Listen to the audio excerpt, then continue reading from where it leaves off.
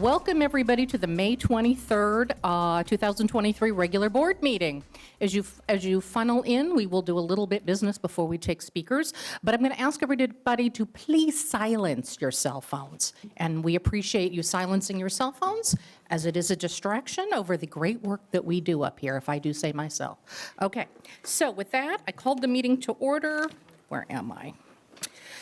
Flag salute. Mr. Pistotnik, we have two student board reps. We have one from Agora High and one from Calabasas High, and they rotate sitting on the dais. And I believe, Mr. Pistotnik, this might be your last meeting with us at the dais. So would you please lead us in the flag salute? Of course. Thank you. Place your right hands over your heart. Ready, begin. I pledge allegiance to the flag of the United States of America and to the republic for which it stands, one nation, under God, indivisible, with liberty and justice for all. Thank you very much. I have nothing to report out of closed session. May I have a motion to approve tonight's agenda? So moved. May I have a second? Second. Thank you. All those in favor, student? Aye. Board? Aye. Thank you very much. And we have one board member, Mrs. Jill Gaines, who is out of town, so she's participating via Zoom. May I have a motion to approve the minutes from the May 9th meeting? I move to approve the minutes from the May 9th meeting. I'll second. Thank you very much. Student, do you approve of the minutes? Aye. Thank you. Board, all those in favor of approving the minutes? Aye. Aye. Okay, we have minutes. Staff Board Communication, Dr. Stepanowski. Madam President, members of the board, a couple quick things. The event is coming up, Rock the District, set for June 3rd at the Sagebrush. Second time since the pandemic they've done it. This will be the second time at Sagebrush. Great event last year, and so we hope folks will buy their tickets, support the foundation, which supports all 15 of our schools. We appreciate Mark Maddick, president, and Monica Parma, vice president, and all their hard work organizing this, so please join us. Next slide. Special thanks to all of our PFC and PFA presidents. We had our end-of-year celebration. I think it was last week. I don't know. Was it last week or was it 2 weeks ago? So we brought them all in here, recognized the outgoing presidents, welcome incoming presidents. Such a great group. We can't do it without that amazing parent leadership and support. Next slide. Open house season. 'Tis open house season. Bottom right was Miss Cup, Bill, and I were at Round Meadow last week. It was phenomenal. Artwork in their multipurpose room. And top left was, I think, 2 weeks ago, Lindero Canyon and Matt McKagan's last open house. And was great energy, crowd, music, and barbecue. That concludes mine. Shall I continue on with staff? Please. All right. Mr. Klein. Madam President, members of the board, as is our annual tradition, we will be heading into the summer and launching the LV Reads program. We have assembled a number of book lists as well as digital resources for our kids so that they can continue reading and avoid that summer slide that we're so familiar with. We know that if kids read at least 10 to 15 books or so during the summer, they'll stay healthy and happy and they will not suffer from that negative impact. We also this year decided to partner with the LA County Public Libraries and put together some programs with them as well. So there'll be some activities that kids can do, not just reading books at their home and using digital resources, but also getting out and meeting with folks at their local library. And secondly, we are closing out the year with a bunch of robot activities at a bunch of our elementary schools. This is one of the robot activities that happened recently. These are Ozobots, they're called. And these are programmed for the younger kids. This is a younger kid group. These are actually programmed more visually, so you can draw out maps and put colored dots and things like that on the maps, and as the bots roll over them, they see a color and they do different actions. It teaches kids the fundamentals of programming and logic and steps and those sorts of things, which is valuable in their learning going forward. It actually has a positive impact on their math performance in the future, which I know is something that's going to be a big focus area for us next year. So we're looking forward to stepping these up in the coming school year, but we do have a few more coming up. And there's one in particular this Friday at Chaparral that I mentioned last time I would share with the board this Friday. I will send you an invitation and a time for that so you can come by and visit some of our youngsters working with technology. Ms. Chambers. Madam President, members of the board, we are in the midst of negotiation season. I've been to the table 3 times so far with LVCA, our classified bargaining partners. The entire contract is open this year, and we've worked through 17 out of the 26 articles thus far. We've made some good progress with some additional dates coming up in June and August, and we are very appreciative of the collaborative efforts of LVCA and district negotiating teams. Thank you very much. Ms. Patterson. Madam President, members of the board, in alignment with your guidance and one of our key focus areas for student achievement, Mrs. Davenport and I facilitated math adoption committee meetings this spring to select instructional materials to pilot next year. The secondary and the elementary math committees have chosen materials from the same publisher to pilot next year. K-8 grade math and high school Algebra 1, Geometry, and Algebra 2 teachers will pilot Imagine Learning illustrative math materials in the fall. Teachers at these grade levels will receive professional development on how to jumpstart and effectively utilize the online and consumable resources. The problem-based curriculum is built on best practices and research principles from the National Council of Teachers for Mathematics, the National Research Council, and other respected math leadership organizations. The Imagine Learning illustrative mathematics instructional experience aligns with effective evidence-based programs. And our ongoing goal is to provide more comprehensive support for teachers and positive learning outcomes for students. An important attribute of this curriculum that our teachers chose and value is success and access for students with disabilities, advanced and gifted learners, and English language learners to the curriculum. There are also excellent home connections in the Imagine Learning materials, and units include family support materials. And so we're excited for this potential of this pilot. Ms. Davenport. Madam President, members of the board, always exciting things happening in the elementary world. I attended the Ability Awareness Fair at Sumac Elementary recently, and with the support of Principal Logan, Jules Van Note has created a meaningful, wonderful opportunity for our students to experience what it's like to be differently abled. So from vision impairment to limited fine motor skills to hard of hearing, our students were all able to move from activity to activity that you can see in the pictures, each one designed to help our kids understand and experience what it's like to be differently abled in various ways. The kids really enjoyed it, and more importantly, they took away from it a greater understanding, which will lead to greater kindness, greater empathy, greater compassion because of the Ability Awareness Fair. And then secondly, I'd like to share another wonderful hands-on learning experience happening in our elementary schools. Representatives from the Las Virgenes Municipal Water District are leading lessons on drought tolerance and water awareness for every second grader in our district. These students at Mariposa, in our pictures, are going home with succulents that they've planted themselves. Students are becoming more aware of the need for water conservation because as they learn about the complex process that makes clean water so readily accessible to them, their appreciation for it grows. Many thanks to Tina Johnson for helping to facilitate this important experience for our students. Thank you. Dr. Gleason. Madam President, members of the board, as we round out the end of the school year, that also means we are at the end of the year for our graduate level programs through Center edX. Excited to have our 11th cohort graduating here in June while we launch our 13th and 14th cohort of our PASC program.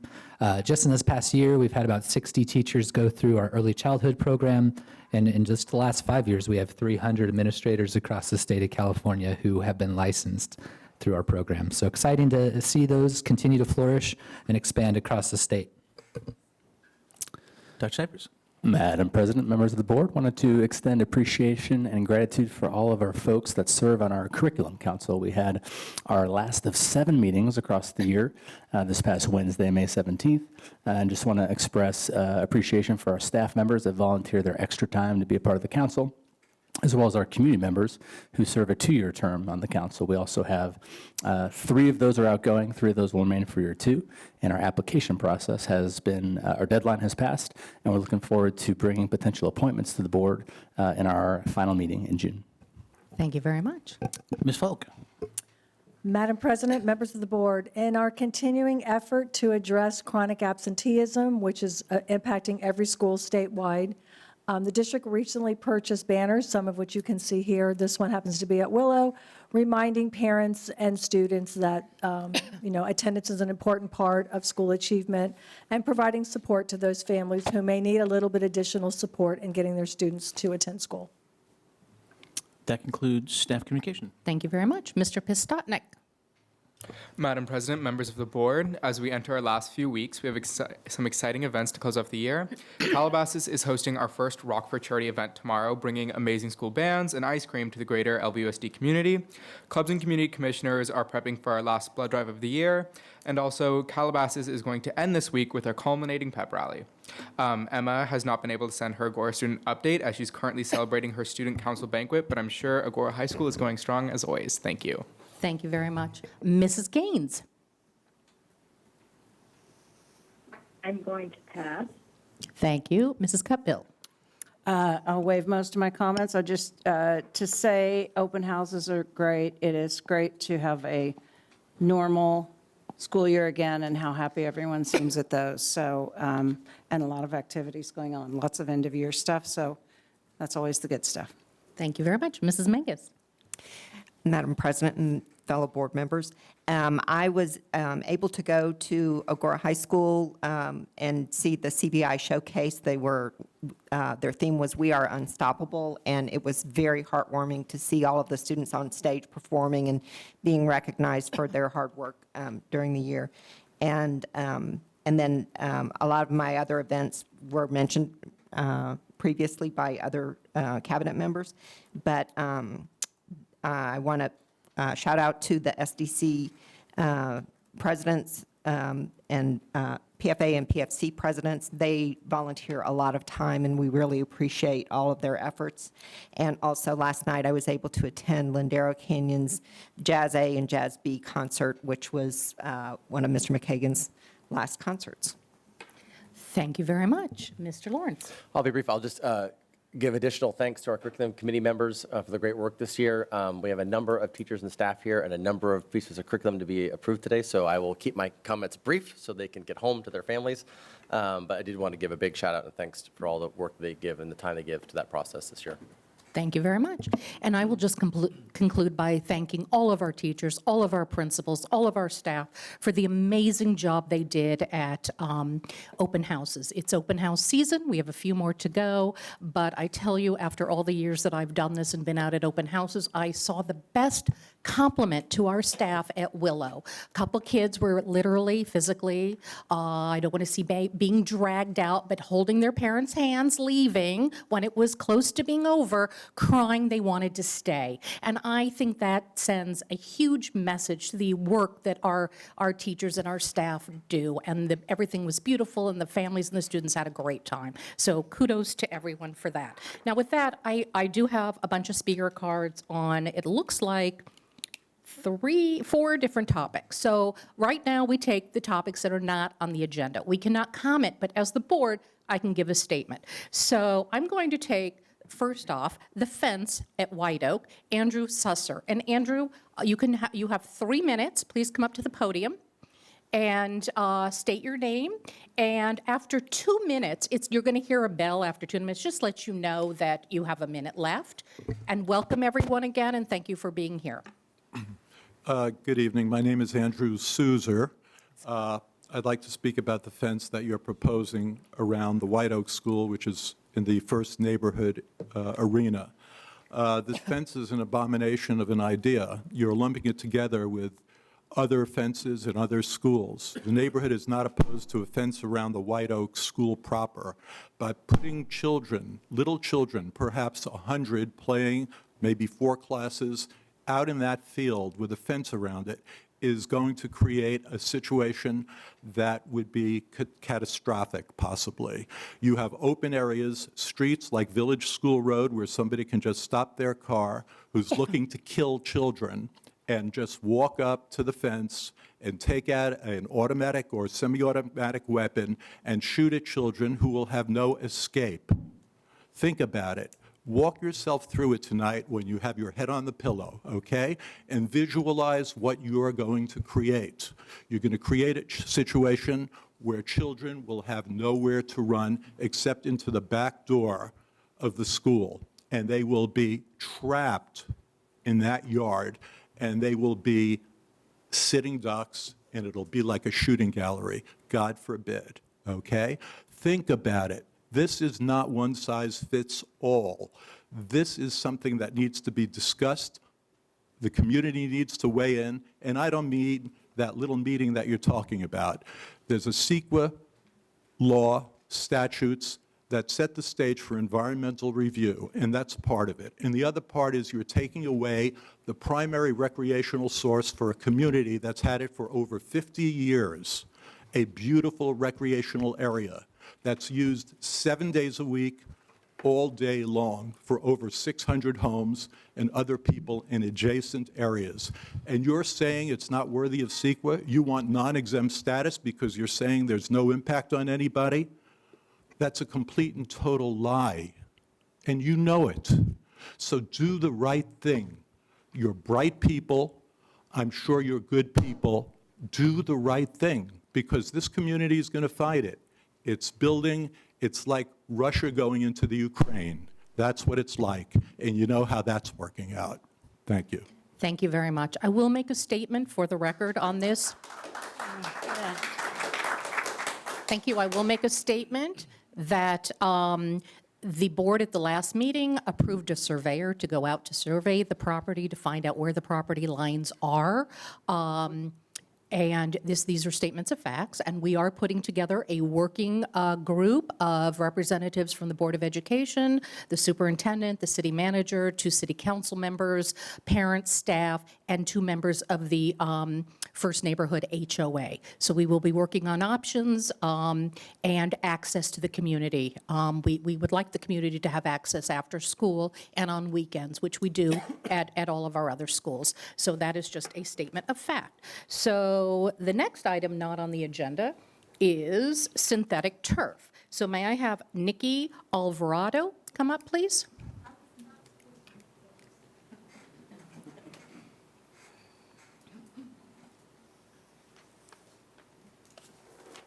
Hello. Hello. I was going to mention the science against artificial turf and the higher risk of injury to players, but I decided that you probably knew all that. So instead, I decided to talk about how it has become clear that we have to start living in a way that supports the Earth's natural environment systems. We have to consider this in everything that we create, and in order to avoid harmful and unexpected consequences.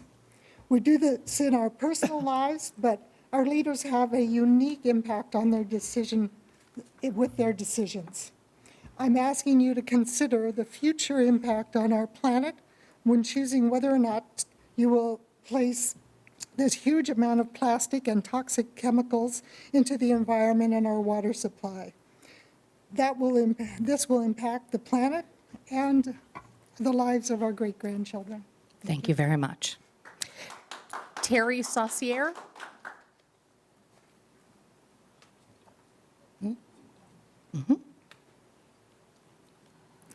Hi, my name is Terry Saucier. I work for LVUSD, keeping students safe for more than 8 years. I'm here again to ask you to please stop all plans to install new artificial turf fields at the six campuses, and particularly the 3 that are slated for the summer. Why? As you know, artificial turf is too hot and too toxic. It exposes students to PFAS forever chemicals, microplastics, known carcinogens, neurotoxins, and endocrine disruptors that cause a long list of cancers and other lifelong harms. It also pollutes the soil, groundwater, local waterways, and ultimately our oceans. So instead, I want to look at contrasts, how other school districts are addressing climate change and providing healthy environments for their children with the hope that you will change course. The first is Los Angeles Board of Education, that unanimously voted on a resolution to set a minimum standard of 30% green space for all campuses and will develop an action plan district-wide by 2035. Why? I have their press release right here. It says, as we confront climate change, our students are more in need of a shaded green spaces than ever before. Today, we are committed to transforming our campuses by bringing tree canopies, plants, outdoor learning spaces for all our children to learn and play. Research shows that green spaces on or around a school campus help improve students' well-being, physical and mental health, as well as academic performance. Over the last few years, climate change has affected the entire LAUSD community with extreme heat and high fire danger conditions. This resolution will also allow us to continue our advocacy efforts so we can provide a green, sustainable, and healthy environment to all our schools. Lastly, they say Los Angeles Unified is demonstrating its commitment to be a progressive global leader in best practices for climate resiliency through how we design and manage our energy, waste, transportation, green schoolyard systems. Promoting green schools and climate literacy will help our students become engaged, proactive leaders of the future. I'd like to point out for Chaparral, if you put in the artificial turf, there'll be 0 green space. Second example is the Nantucket School Committee. On February 2022, they assembled an expert panel on PFAS risks from synthetic turf to determine if they should install synthetic turf or natural grass on their athletic fields. In a very public and transparent way, they held a public workshop. The panel included 6 independent experts from the fields of chemistry, biochemistry, environmental toxicology, and 2 reps from the artificial turf company. As a result, they decided the synthetic turf was too great a risk to their aquifer, because they depend on their aquifer on the island, and postponed the installation and voted to recommend only the installation of natural grass fields. Please use these examples of best practices and stop the installation of artificial turf fields at LBUSD. Thank you. Thank you. Diana Waynand.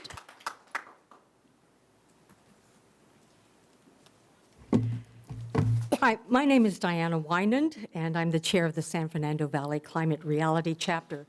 I'm here tonight to express my concern about replacing natural surfaces from certain athletic fields within the district with synthetic turf. Artificial turf. Football fans, you probably know it as AstroTurf, right? I wrote a book on football, and I have a section in the book on grass versus turf. There was a study from the NFL Players Association where they canvassed the players and said, which field are you likely to have more injuries? 82% of professional football players said that they're more likely to have injuries on an artificial surface or AstroTurf than they are on natural fields. So do you want your kids to incur more injuries playing on a piece of textured plastic by playing on a surface that might be up to 80 degrees hotter than air temperature, where the plastic can break down and get into their system, causing health issues? As a concerned neighbor and as an environmentalist, I feel choosing AstroTurf over natural solutions is a short-sighted move. There are California bills in both the Senate and the Assembly that are moving forward that will prohibit artificial turf in the very near future.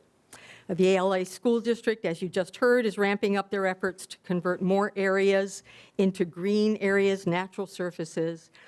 These areas can mitigate the heat we all experience, especially in the valley. And the Las Virgenes District should follow their lead.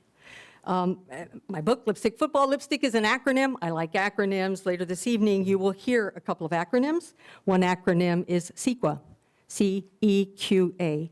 I just want to, make sure everybody understands what that is. California Environmental Quality Act, right? Environmental quality. It is meant to provide a process by which we set standards for environmental quality. Another acronym you may hear is EIR. Environmental Impact Report. Environmental Impact Report. So there's a study and a report.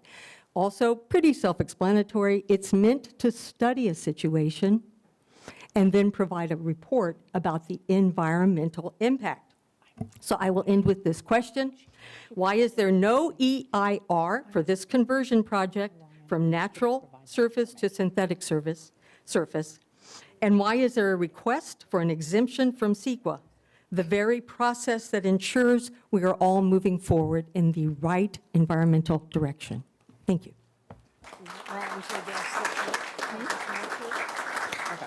Thank you very much. And the last comment on turf is Kathy Schaefer.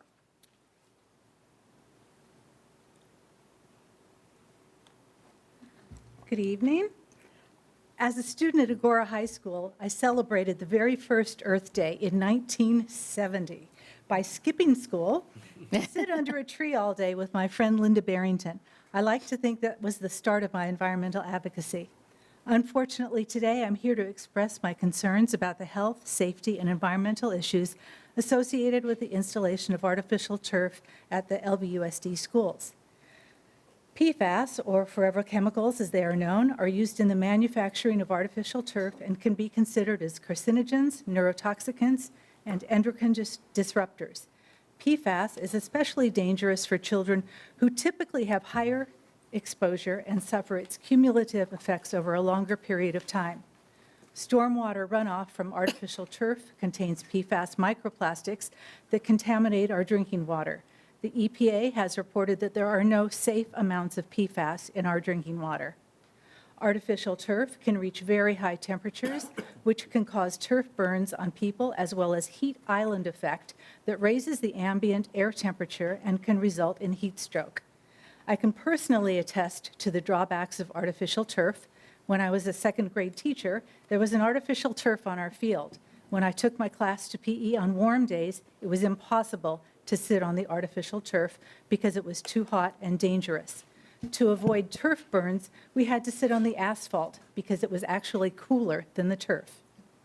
Current state legislation and local initiatives have recognized the risks of artificial turf and are taking steps to ensure that PFAS does not pose risks to people and contaminate our environment.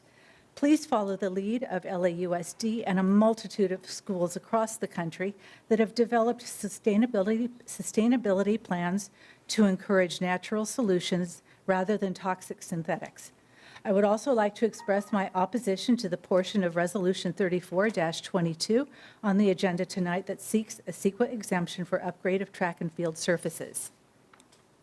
Installation of artificial turf that is potentially harmful to students is exactly the reason why an EIR should be completed. I'd like to conclude by asking a few questions.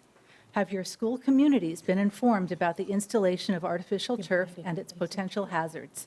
Have you researched nature-based solutions to include drought-tolerant native plants and grasses?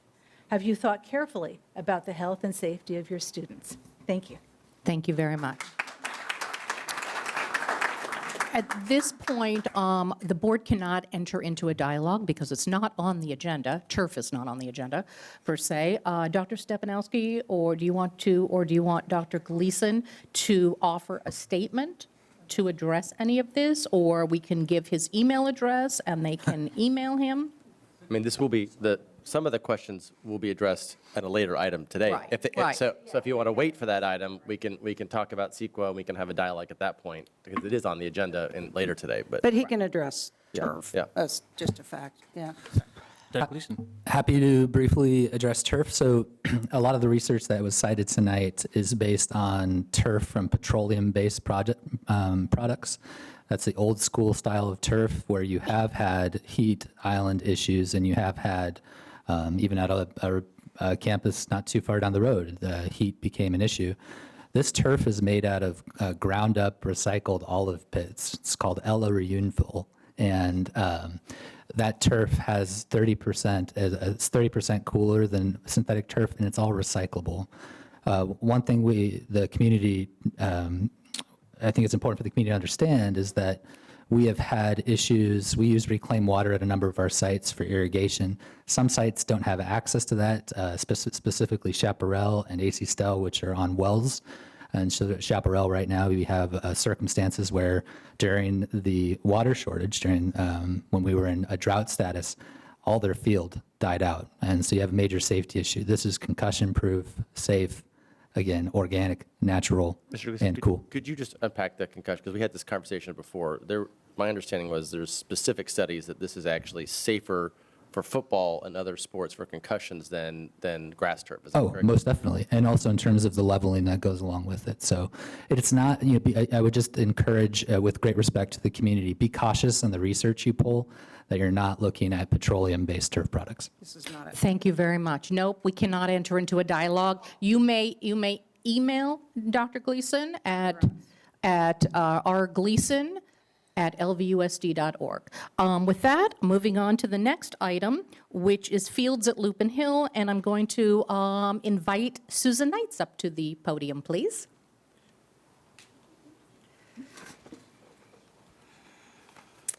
Hello, everyone. My name is Susan Knights, and I live at 26044 Adamore Road. I have lived there 10 years with my husband, and I would first like to thank the LVUSD for listening to our neighborhood concerns and for the actions that they've already taken. I would especially like to thank Assistant Superintendent Dr. Ryan Gleason and Superintendent Dr. Dan Stepanowski for their continued hard work to find long-term solutions. As our petition states, we believe in support youth sports. APB helps kids learn teamwork, develop skills, and it brings families together. The benefits of youth baseball or any youth sports have never been in debate. I started the petition in 2022 because of drastic changes. Agora Pony Baseball added a 5th Shetland field and moved almost all practices and games to Lupin Hill School. The number of cars multiplied by 50%, and the noise was astonishing. All of this was done without the approval of the LVUSD and without any consideration of our neighborhood. Firstly, thank you again for removing the unapproved Shetland and wiffle ball fields. In 2013, when my husband and I decided to move to Lupin Hill, we were informed that the baseball games were held one weekend day. This seemed to be the case for many years. We enjoyed living next to the school and the occasional games. Gradually, the number of games increased, more during the week, more during the weekend, and other speakers today and at the next school board meeting will detail this and the following: a history of Agora Pony Baseball in our neighborhood, a list of stipulations that have been disregarded by APB, the overuse of the Lupin Hill fields when other fields are available, parking and traffic issues, noise and trash nuisance issues, fire and evacuation threats. Please hear our voices. We are a small neighborhood. Agora Pony Baseball is a huge program. Is it really fair that 700 families are allowed to invade a small neighborhood with a single ingress and egress that has just firsthand seen the destruction of living in a high fire hazard zone? Isn't that the problem? We are small, they are huge. I close with a quote from APB's former president and attorney, quote, "Without hiring multiple uniformed guards or fencing them out of the areas for the events, it's virtually impossible to police so many people," unquote. I thank you for your time and your consideration in this matter. Thank you very much. Thank you. Simon Knights? Good evening. I come with diagrams. Some of you, I think, have seen some of these things, but I just want to run through them to support some of the things that Susan's talked about. I'm Simon Knight's husband. This is an overhead view of the parking at Lupin Hill. We have calculated there's 117 spaces in there, of which 5 are for handicapped, 6 are for full-time reserve spaces for school donors and the like, I think, and 10 are for umpires. That leaves only 96 spaces for regular baseball goers. We have further calculated that on a team there are 12 players, 4 coaches, and maybe approximately 1.5 people per kid showing up. This means that there might be 16 cars per team at any given time. This is an overview of a typical weekend schedule at Lupin Hill. As you'll see, there are 4 games going on every day or all day from 8:30, 9:30 until dusk. So that means that at any one time there are 8 teams playing. 8 teams times by 16 gets you to 128 cars right there. In addition, this illustrates that a team has to be there 45 minutes before a game starts, which means in the worst case scenario, there could be 14 teams on premises at the same time. And by that calculation, 14 teams gets us to 224 cars. This is what happens when the parking lot fills and the cars spill out onto Adamore Road and Parkmore, and we consider it a real problem and a hazard. Thank you for your time. Thank you very much. Christina Camacho? Good evening, everybody. I'm Christina Camacho. First, I want to start off that I love the school district. My son is a first grader and is thriving at Lupin Hill, and I can attest that I dragged him out of the open house a few weeks ago. And we will miss Principal Foley and look forward to seeing him at AU Wright in a few years. I'm here to talk about what's happening at Lupin Hill during non-school hours. And for a moment, I ask you to put yourselves in our shoes. Imagine living in a neighborhood, an isolated neighborhood that was directly hit by the Woolsey fire just a few years ago, where hundreds of cars crowd your streets like it's the Pumpkin Festival on a daily basis. Show you pictures. Crowded streets. Imagine having a family emergency and you're not sure if you have enough space to get out of your driveway because of all the crowding. Imagine wanting to have a family event, and you're not sure if there's going to be parking available on the streets for your guests. You're probably, I'm not just here to complain, right? I think you want to know, I think you know I'm here because of Agora Pony Baseball, and you want to know what I think is the optimal scenario. So first and foremost, I'm looking for safety. The families of APB descend upon our neighborhood, and the Lupin Hill parking lot simply cannot accommodate the scale of APB. The streets are crowded, there's a steady flow of traffic, and they have no regard for our parking laws. We have repeated pictures of them parking right beneath no stopping anytime signs. They feel entitled to our neighborhood.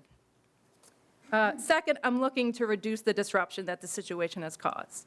Per the City of Calabasas Code of Ordinances, Calabasas residents are entitled to relaxation and the full enjoyment of our properties. In summary, I'm requesting the reduce of the use of fields to a level that the parking lot can accommodate and provide Sundays as a predictable day of peace and rest for our community. Any non-school event that may exceed the capacity of the parking lot should not only be approved by LVOSD, but also should be required to obtain a temporary use permit from the city. APB's public claims that LVOSD and our small neighborhood are trying to shut them down is simply ludicrous. They have access to 30 fields in the broader community that are underutilized and at least 5 non-LVOSD fields that are not used at all. None of these fields are in isolated communities. If LVOSD wants to continue to lease your land to APB, I ask that you leverage the Measure S funds to improve the facilities at schools that aren't located on a dead-end street. Thank you. Thank you so much. Todd Lyon?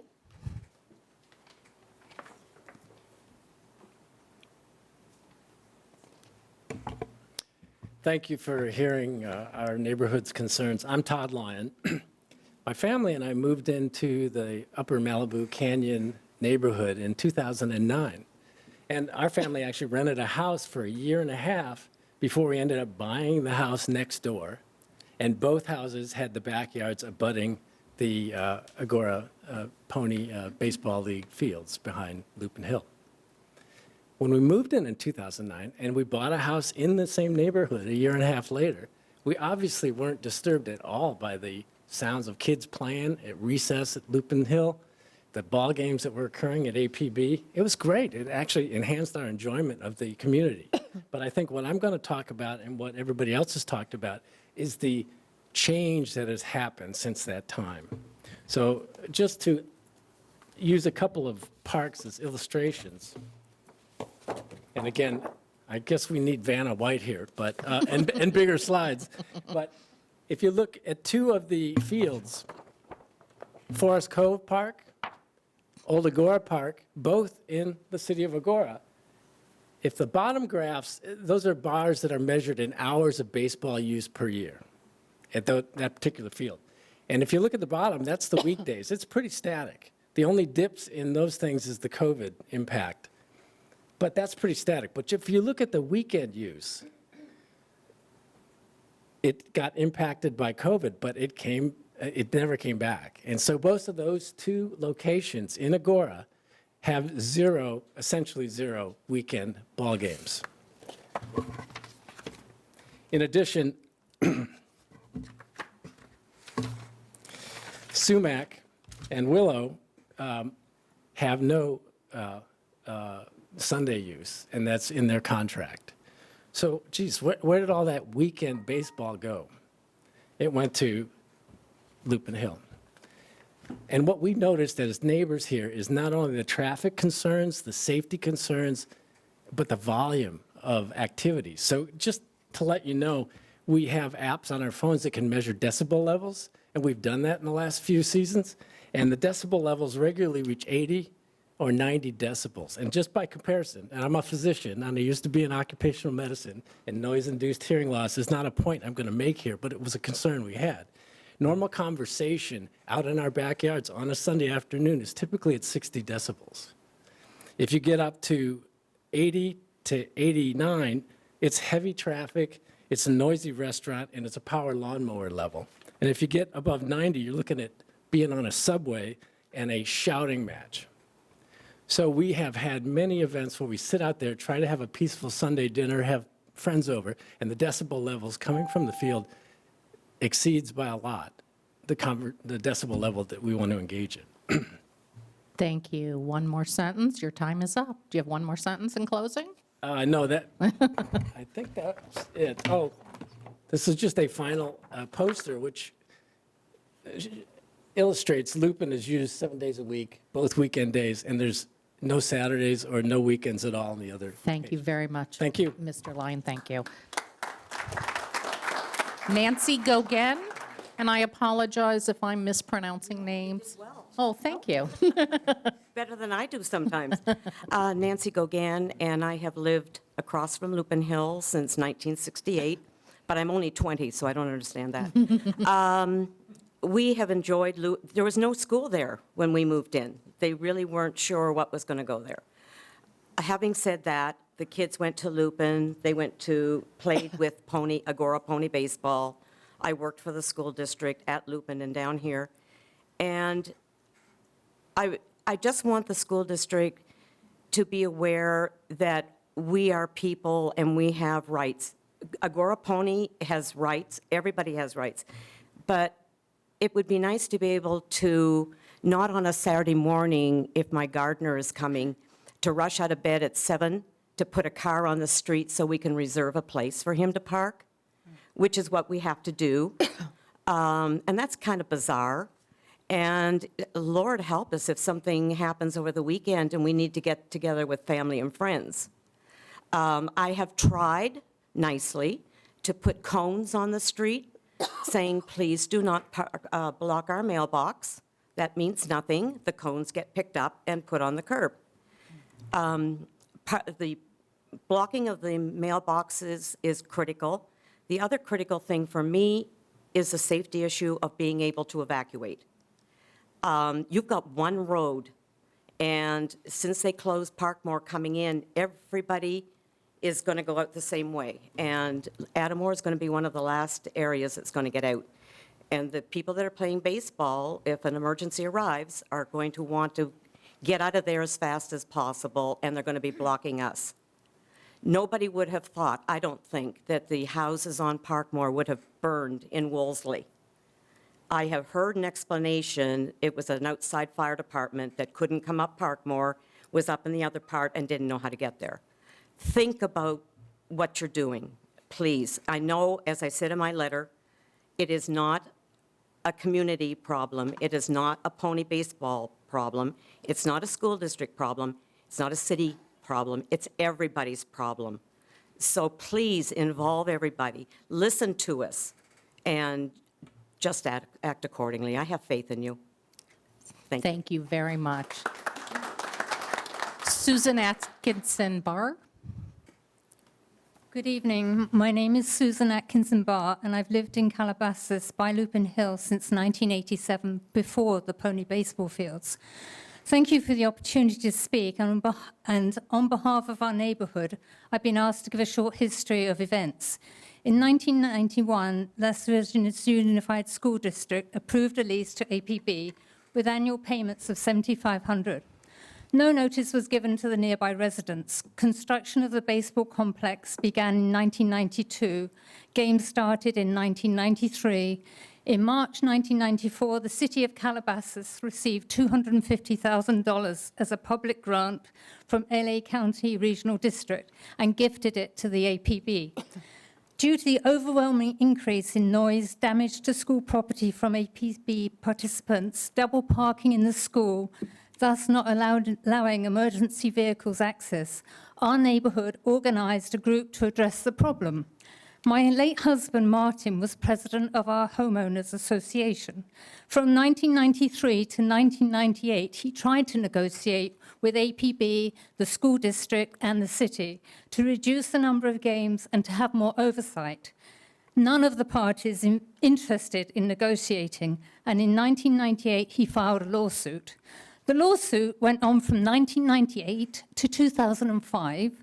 Personally, I think it was ludicrous that the school district and the city would waste valuable funds to fight a lawsuit instead of negotiating, especially as the rental income from the field was only $7,500 a year. Eventually, in 2005, a settlement was agreed upon, and for a number of years, some of the terms were adhered to, but not all. Despite further letters to APB and the school district, and even a written acknowledgement of the violations from the superintendent, no action was ever taken to remedy the situation.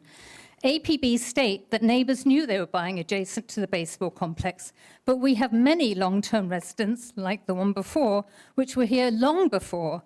I personally know of 4 families adjacent to the site that moved due to the disturbance due to their enjoyment of their homes. In the event of a fire, earthquake, or any other emergency, we would have significant issues evacuating with the added traffic through the one exit. It is only fair that some of these games be transferred back to the other baseball sites in Agora, Westlake, and Oak Park.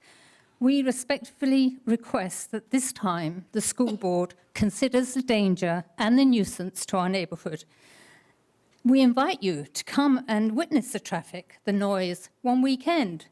Come and sit in our backyards so you're able to make an informed decision this time. Thank you. Thank you very much. John Forgrave.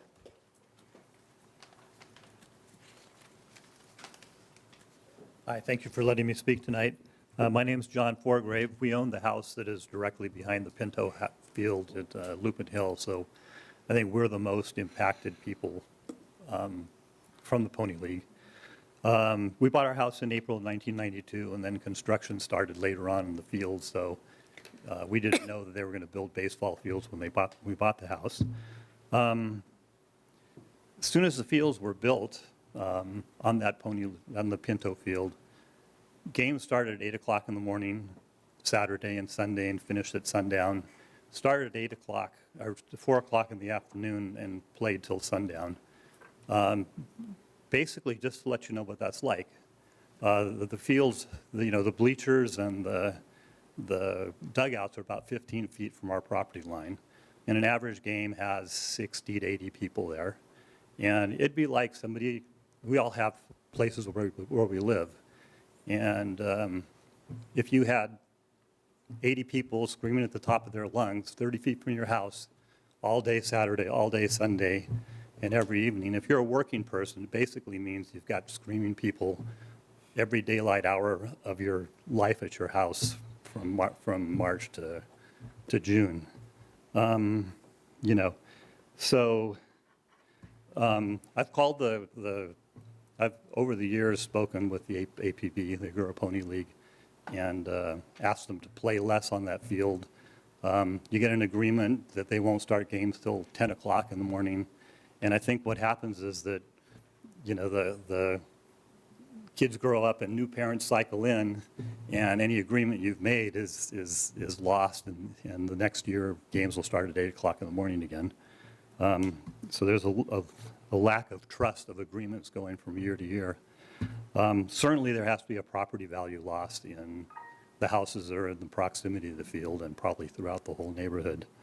And I haven't done a lot of complaining over the years. I raised a family here in Agora, or in Calabasas at my house, and I've worked a lot on my career. And, taking the time to come out and fight City Hall was not top of my priorities, but it's actually been very egregious. So basically, I mean, I would really like to have that Pinto field removed. It is way too close to our house and way too close to my neighbors' houses, and it really is quite the disturbance. And also we need to have fewer games in the fields there. You know, I love baseball. My kids play baseball, and I don't have anything against the parents or the APB, but it's really the continuous, nonstop noise that is just very, very disturbing.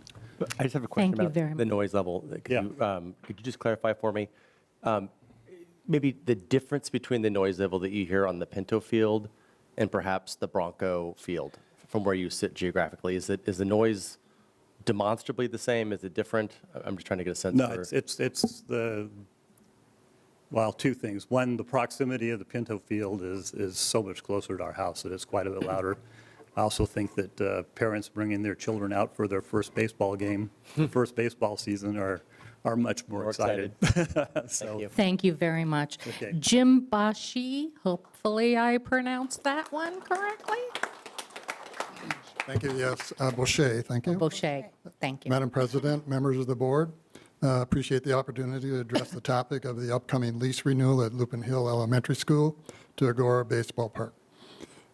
We purchased our property in July of 1983 on Adamore Road, well in advance of what the APB professes that everyone who bought here knew that there was baseball fields.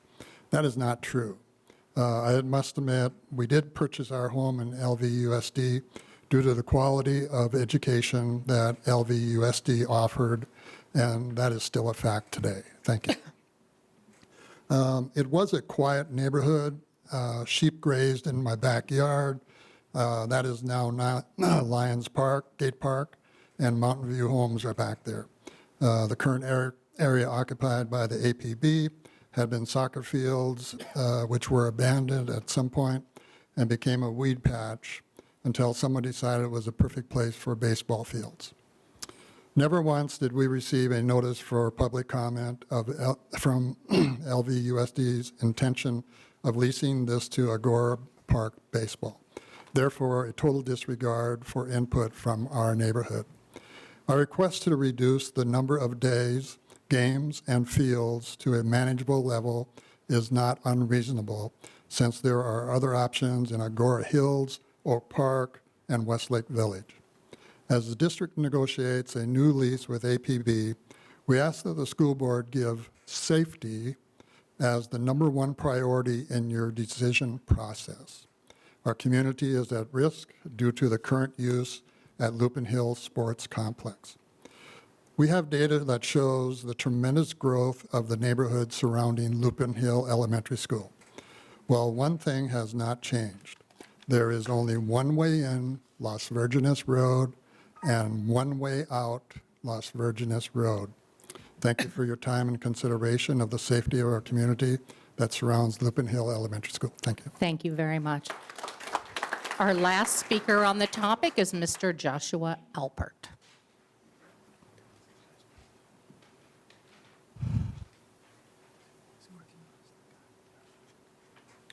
Thank you for having me. How you doing?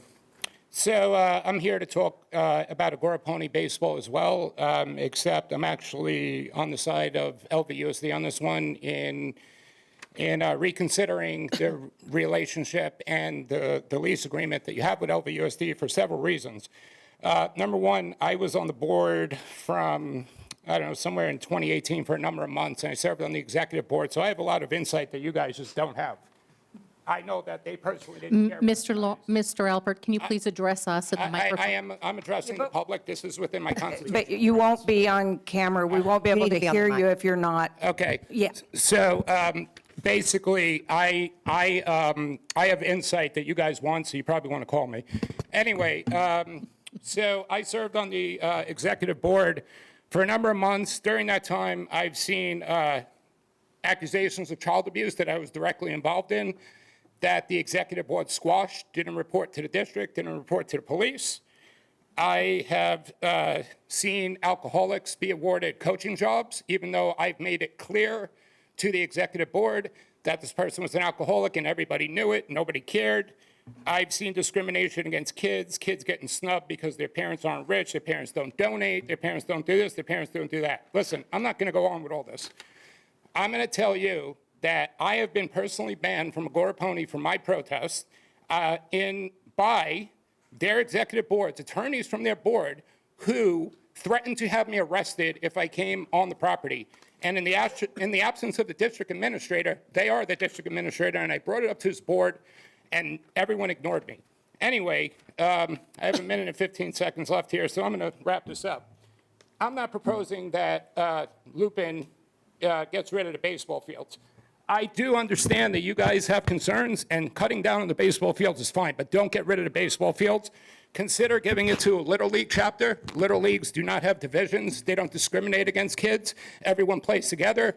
They're evenly drafted. The toxicity of this pony being in the community for 30 years, not caring about their lease agreement, breaking laws, and discriminating against kids, banning people illegally against the Constitution cannot be tolerated by these people. They are a charity. They're not a monarchy. They're not even in Agora Hills. They're in Calabasas. So if you want to change their name, I would appreciate that too. However, look into Little League, speak with them, and consider the Las Virgenes Little League taking over at Lupin, and consider having an LVUSD board member on their board or an LVUSD administrator on their board in order to guarantee the diversity, equity, and inclusion visions that the district supposedly has for everybody, but not for the kids that are playing baseball and not for the families that are being banned, including my son, who was banned at 8 or 9 years old because his father protested. Thank you.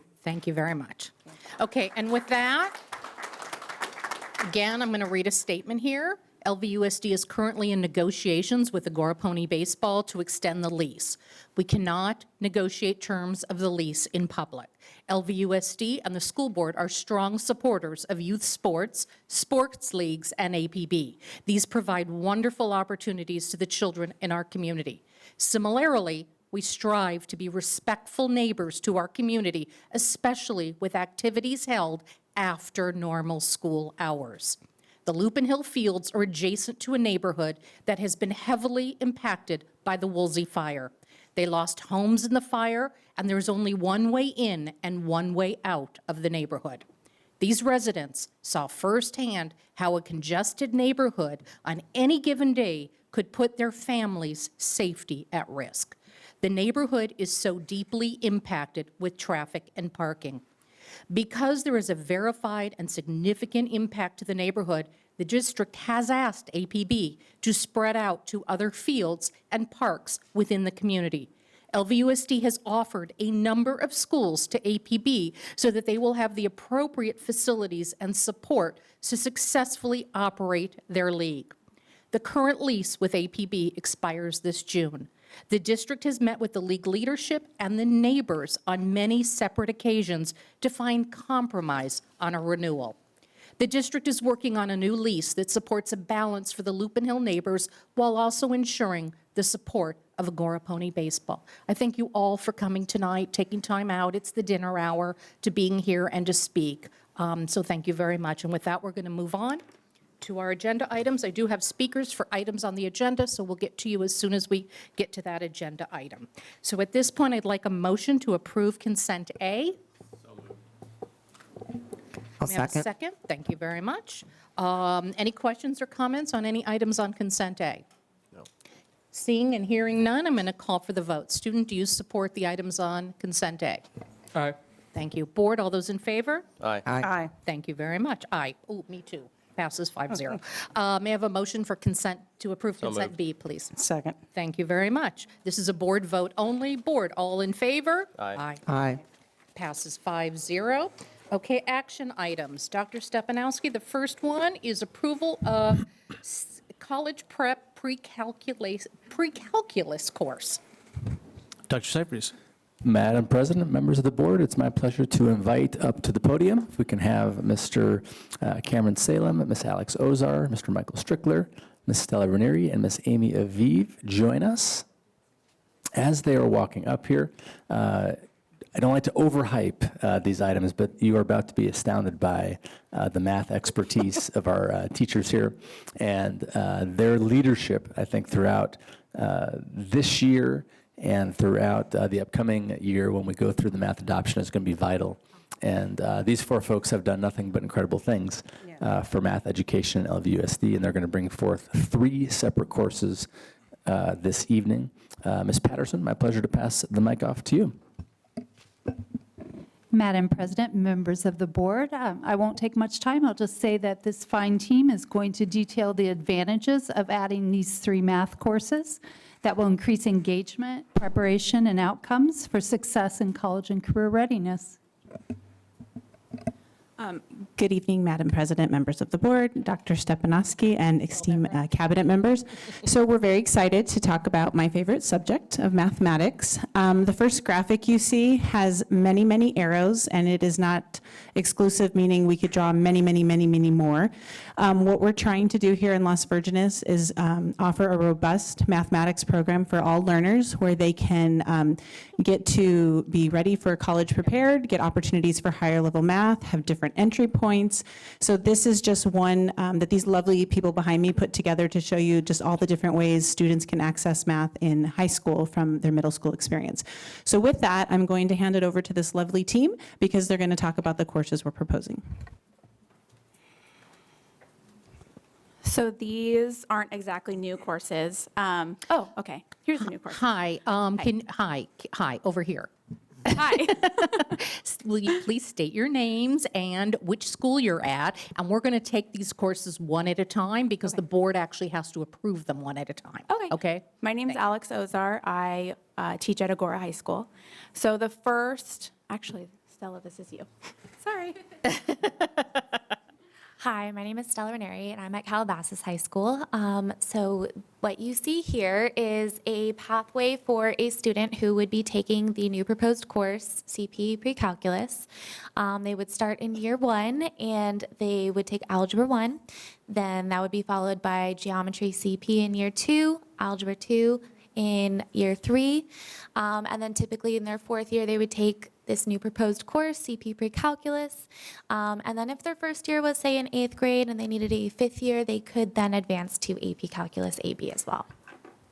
Thank you. And this course is not replacing a course. This is a brand-new course that we have not offered prior. This is not replacing. Hi, it sort of is.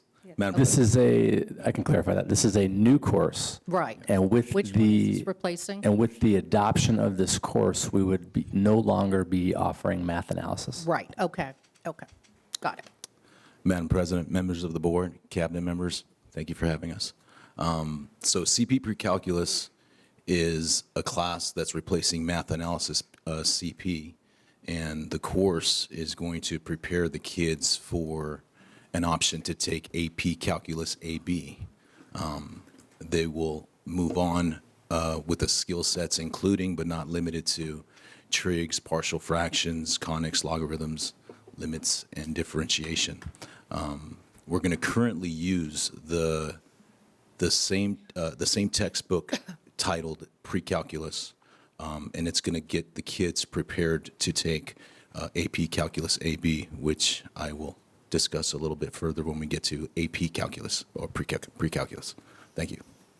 Thank you. Okay, is there any more introduction to the CP? Because again, we're going to take these one by one. So CP Pre-Calculus. Board, do you have any questions on it? And I'll ask for a motion to approve. Go ahead. No, go ahead. I don't have any questions because I'm on curriculum council and I had my questions answered there. That's what I was going to say. Normally I would, and I appreciate this. This whole thing is a huge shift, and we appreciate the value of what you've done here. So in the write-up, it said that you're going to use the currently adopted book. So I was just curious, what course name is this book being used in this year, or was it piloted this year? Sure. The name of the textbook is Pre-Calculus. And the reason we're not selecting a new book is because the College Board has recommended that we not do that until they find a publisher that they're willing to back. So what textbook was used in math analysis? pre-calculus. Okay. One understood. And do other districts, Ms. Aviv, and other districts teach math analysis? I mean, this is a big change for us, and I can't quote every district in the state Right. of California, but to my knowledge, it's not been existent for about 10 years. right. So this is a well-needed change that colleges recognize that. So yes, math analysis is not really a recognized course by colleges anymore, where calculus and pre-calculus and AP pre-calculus are. Terrific. Thank you. I think a lot of what we're going to hear, it's where they're doing them all separately because there's a thread that pulls them all together while they're all Exactly. being done at the same time. Right. But what I kind of heard consistently was a couple things. Our naming structure is out of whack. So students who are looking for a path may not know the right path. Colleges looking to see if they were on that path may not be able to tell if they were on that path. So they get, that's whammy number one. I think whammy number two was we have some kids that are just epically smart in math, and we did not necessarily have probably the right trajectory for them to be able to achieve their highest and best math purpose here to set them up for next. We've now fixed that. And then third, there are some kids who like math who are also not on that trajectory to become the next Stephen Hawking, whatever it might be, and there's a different trajectory for them that we just set up that wasn't there before, and all three of those have been corrected by what we're doing collectively here today. Did I kind of get broadly with my liberal Are arts you a math degree? teacher by trade? No. I wish I had these classes, but that's what I heard as a non-math major that really got me excited about it, because it seems like we've kind of tweaked everything for everybody in the right direction that it needs to go in. Is that? I would say yes. I think that what you're basically hearing is the entire math departments at both schools who love math want all students to love math. So we want opportunities for all students to engage, have entry points, and love math and get 4 years in if they want. There's better said Thank than I you. could. And thank you all for coming to present. This is very exciting. Before I ask for a motion, and this will pertain to all of these math classes, they will be offered this fall, I take it. We're going to adopt them tonight. They will be offered. That is an affirmative. The cameraman cannot hear yes, cannot hear nods, but that is an affirmative. And what about students? They've already filled out their course requests. So those who want to go into math analysis will get automatically placed into this course, or? So we did take proper course requests with the student interest, so students are knows. At our both schools, we did course fairs, we did advertisements, we were letting kids know about all of this information coming. So we're very excited, and we even have teachers at both schools set to be trained this summer for these courses. Terrific. I'll make a motion to approve. Wait, Oh, no. done yet. Well, you'll never be done. Mr. Pistotnik, you are a high school student. I don't want to put you on the spot, but do you have any thoughts, questions on this? Yeah, I just remember when I was doing my college application process, whether it was speaking with outside counselors or just students from other districts, the math analysis course kind of seemed confusing to them, whereas labeling it as pre-calculus kind of just sets more, like, follows a standard. And then through being in the curriculum council, I know that it's not going to necessarily change the coursework, and it'll just be much more streamlined and better change. Perfect. Thank you very much. Now with that, I'm going to ask for a motion, please. I don't want to make it now. Hit it, Mr. Lawrence. Make a motion to approve approval of CP calculus course. I'll second it. Terrific. Any further questions? Ms. Gaines, I haven't forgotten about you. Any questions? Okay. With that, I'll call for the vote. Student, do you approve? Aye. Board, all those in favor? Aye. Aye. New class, new course approved. Thank you very much. We'll get more. Okay, now for the next course, which is AP Pre-Calculus. Dr. Stamp? Ms. Ozar. Thank you. If you could just go to the next one. Yes, okay. So AP Pre-Calculus is going to be on our more accelerated pathway, which starts with 8th grade honors Algebra 1. It goes through Geometry honors, Algebra 2 honors, then our new AP Pre-Calculus, which typically is going to lead to AP Calculus BC, which is that highest level of math you can really get to in high school. Or students have the option to go and take AP Calculus AB, just depending on how they feel preparedness-wise and their interest levels.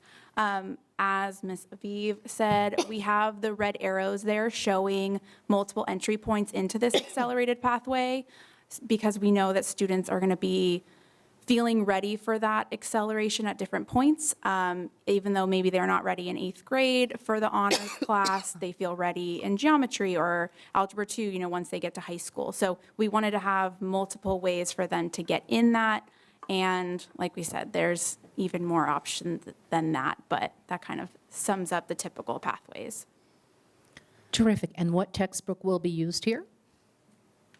Again, that's another situation where we're not going to get a new textbook because the AP board is recommending that we do not. This is a really important course, the AP Pre-Calculus, because it prepares the kids for AP Calculus BC, which is the creme de la creme of all the courses on campus. That's the apex of all math classes at the high school level. It's replacing math analysis honors. And they'll cover topics such as derivatives, differentiation, and applied mathematics. And so the kids have the opportunity to either take, if you notice above the red box, they can move to AP Calculus AB or AP Calculus BC. And to kind of explain the ABC, it's one textbook that consists of calculus. Each letter consists of 3 chapters in the book. So it's a 9-chapter book. 1 through 3 includes A, Calculus A. B is chapters 4 through 6, and C is 7 through 9, respectively. And so the kids that take the AP Pre-Calculus course are able to move on to AP Calculus BC, or if they want, about 20% of them opt to revisit Calculus A in the first semester, because AP Pre-Calculus, by the time they're done, they will have covered the first 3 chapters of the calculus course, hence going into AP Calculus BC. I don't know if that made sense, but Yes. that's our AP Pre-Calculus course. Thank you. Perfect. Please. Another exciting reason to offer this course is for diversity, equity, and inclusion, because students that typically take algebra, geometry, and algebra 2 in high school don't necessarily get an AP class in, and now for their senior year, they can have an AP class for the first time ever and get the grade bump as well. So, and with the textbook, any supplemental material the teachers will get that they need in the summer training. Very exciting. We're all about maximizing opportunities for students, and this speaks to it, so thank you. Any other questions or I'll comments? make a motion to approve. I'll second it. Perfect. All those in favor? Student? Aye. Board? Aye. Aye. Passes 5-0. Thank you. The next one is the approval of the data science course. Dr. Stepp. Ms. Ranieri. All right, so data science is a new course that we are offering.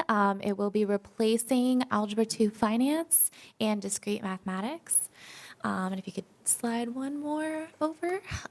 So the typical pathway for a student in terms of where they would take data science, they would start in Algebra 1 and then move on to Geometry CP.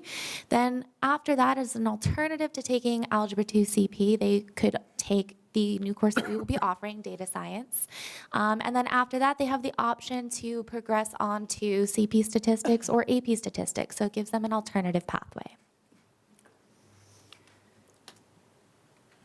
All right, Madam President, Dr. Stepanowski, distinguished members of the board, my name is Michael Strickler. I teach at Calabasas High School, and the class I'd like to present for you is data science. I have here just the course description. I thought it kind of accentuated things better, so I'd go ahead and read that.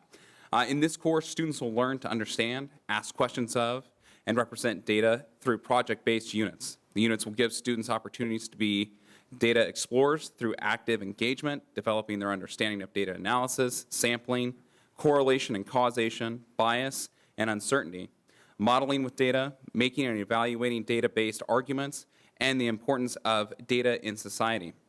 At the end of the course, students will have a portfolio of their data science work to showcase their newly developed knowledge and understanding. The curriculum will be adaptable so that teachers can either use the data sets provided or bring in the data sets most relevant to their own students. This data science course will provide students with opportunities to understand the data science process of asking questions, gathering and organizing data, modeling, analyzing and synthesizing, and communicating. Students will work through this process in a variety of contexts. Students learn through making sense of complex problems, then through an iterative process of formulation and reformulation, coming to a reasoned argument for the choices they will make. The other thing is, I think we alluded to this as well, is this will be sunsetting Algebra 2 Finance, as well as finite math at Agora. And so this is the option we have. The other great thing is this is an open source text. And so this is a text we get online right now for free. It also uses Google Colab. It uses EduBlocks, a lot of programming for the students as well. Terrific, thank you. And so this course will be offered at both high schools in the fall? Yes. Excellent, Yes. excellent. Any other questions? Any questions? I'll make a motion to approve. Thank I'll you. second it. Thank you very much. Hearing no further questions, I will call for the vote. Student, do you support this course? Aye. Board, all those in favor? Aye. Okay, new course approved. Thank you. Congratulations. Thank you. Thank you, team. I know this represents so much work on behalf of both math teams, so thank you. Really appreciate all the time you put into this. This is very exciting. Let's Okay, see, my good. computer froze. Okay, so. Entertainment Academy. Thank you, thank you. That ends the math portion of our evening. Next, we are at the approval of the Entertainment Academy and courses. Dr. Stepp? Madam President, members of the board, we are moving on to the performing arts. We'd love to invite Ms. Aviv back to the podium, and also Mr. Garrett, former LVUSD Teacher of the Year in the House, to talk to you about the Entertainment Academy. We'll lead it off with Ms. Patterson and then Ms. Aviv. Madam President, members of the board, we heard several comments tonight about the quality of LVUSD programming, and in keeping with that constant evolution of having the very best programs for our high school students, we're here tonight about talking about the ongoing transformation and evolution from arts, media, and entertainment to the Entertainment Academy, which is fitting given that we sit right here in the industry capital of the world. Thank you again, Madam President, members of the board, Dr. Stepanowski, and cabinet members. Now I get to switch hats and talk about our Entertainment Academy. As you may be aware, Calabasas has an Arts, Media, Entertainment Academy for quite some time, and it is going to be sunsetting next year. Our Mr. Gersh is retiring, and so with that, we've taken an opportunity to create a new program, and also with the PAC, which is an amazing, as coming here new this year, that is one of the most amazing high school buildings I pinch myself every time I walk in there. So we're taking all of these things and we are broadening it to include performing arts, which we do have this amazing man behind me, film and broadcasting, as well as production, engineering, and design. So we are creating more opportunities for students to get involved, as well as community members. And thank you, Madam President, because we met with LA Film College, and that was a great first opportunity. We are going to partner well. Just a quick overview before I hand it off to my colleague to discuss courses is we want to give you a day in the life of our students. He calls it creative collaboration. I call it organized chaos, which I love. Students are going to be doing hands-on projects within their artistic disciplines, whether it's performing arts, film and broadcasting, or production, engineering, and design. They're going to have English classes, so it is interdisciplinary, but they'll still be doing the standards, and they'll get full English credit, even honors, but at the same time, they're going to be doing it through a lens of writing script writing or analyzing or documentary, whatever the case may be. And then they're going to work with the PAC specialists, these people that are trained in the industry in all the different areas. So we're very, very excited. We've had a lot of planning going into this in the last year. And with that, I will hand it over.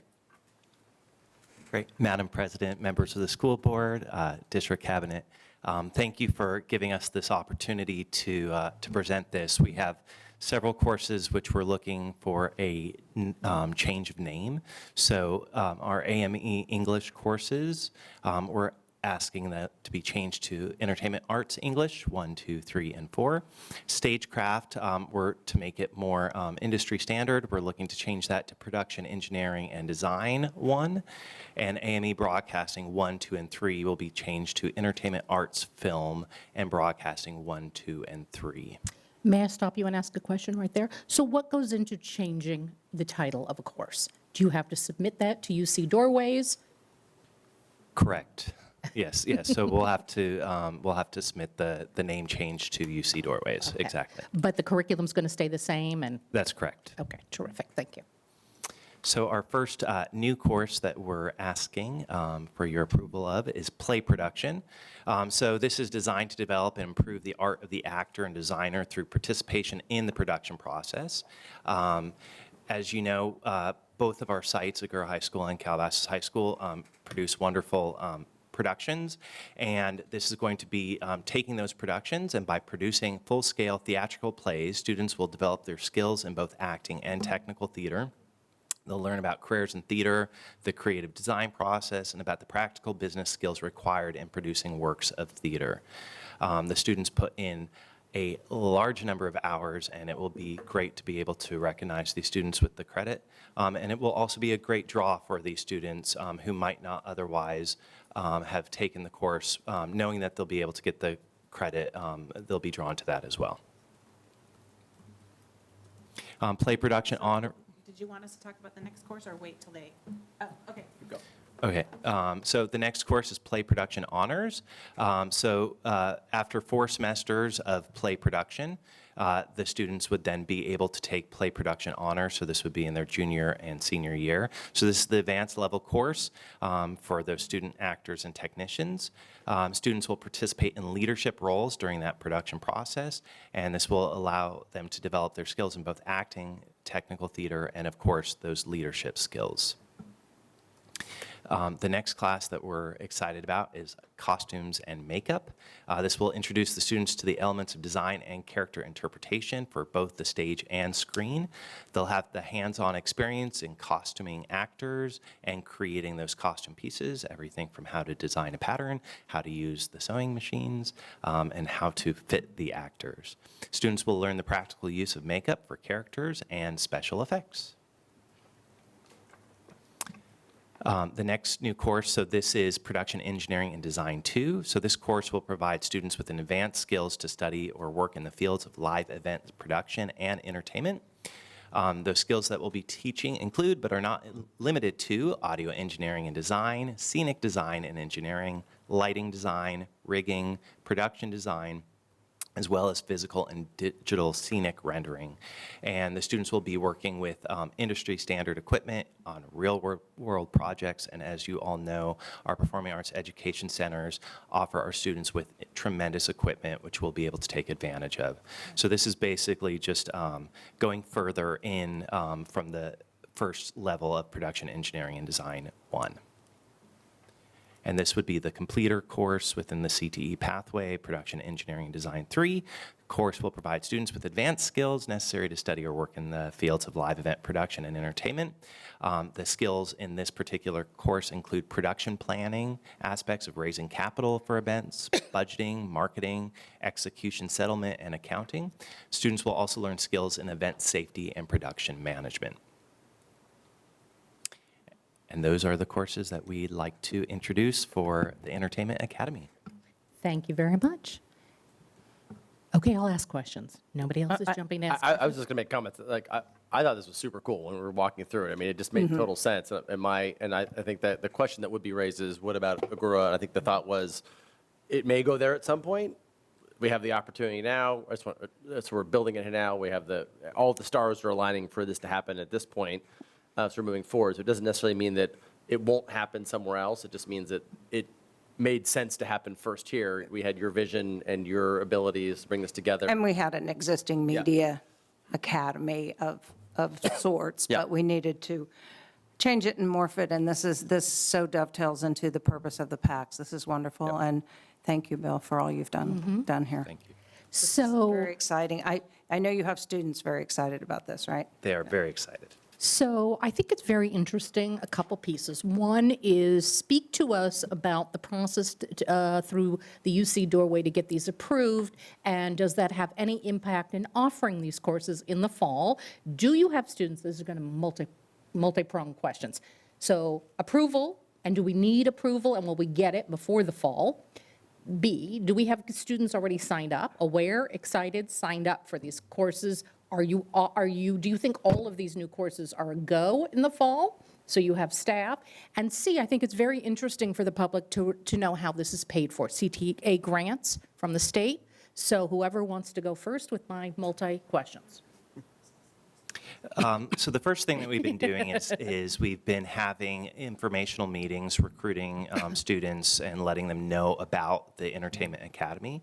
So it's just to make sure that the interest is there. The interest has definitely been there, and we're excited to see it grow as as students see it in work in its first year. The path of going through UC doorways, as we were designing these courses, we modeled them after, many of these were modeled after courses that were within the UC doorway system. So that should allow for those to go through the UC doorways approval fairly quickly. So yes, the intent is to have these approved and ready to go in the fall. Thank you. Dr. Gleason, do you want to talk about CTE grant funding? Sure, Ms. Patterson, I saw you leaning in. Do you want to?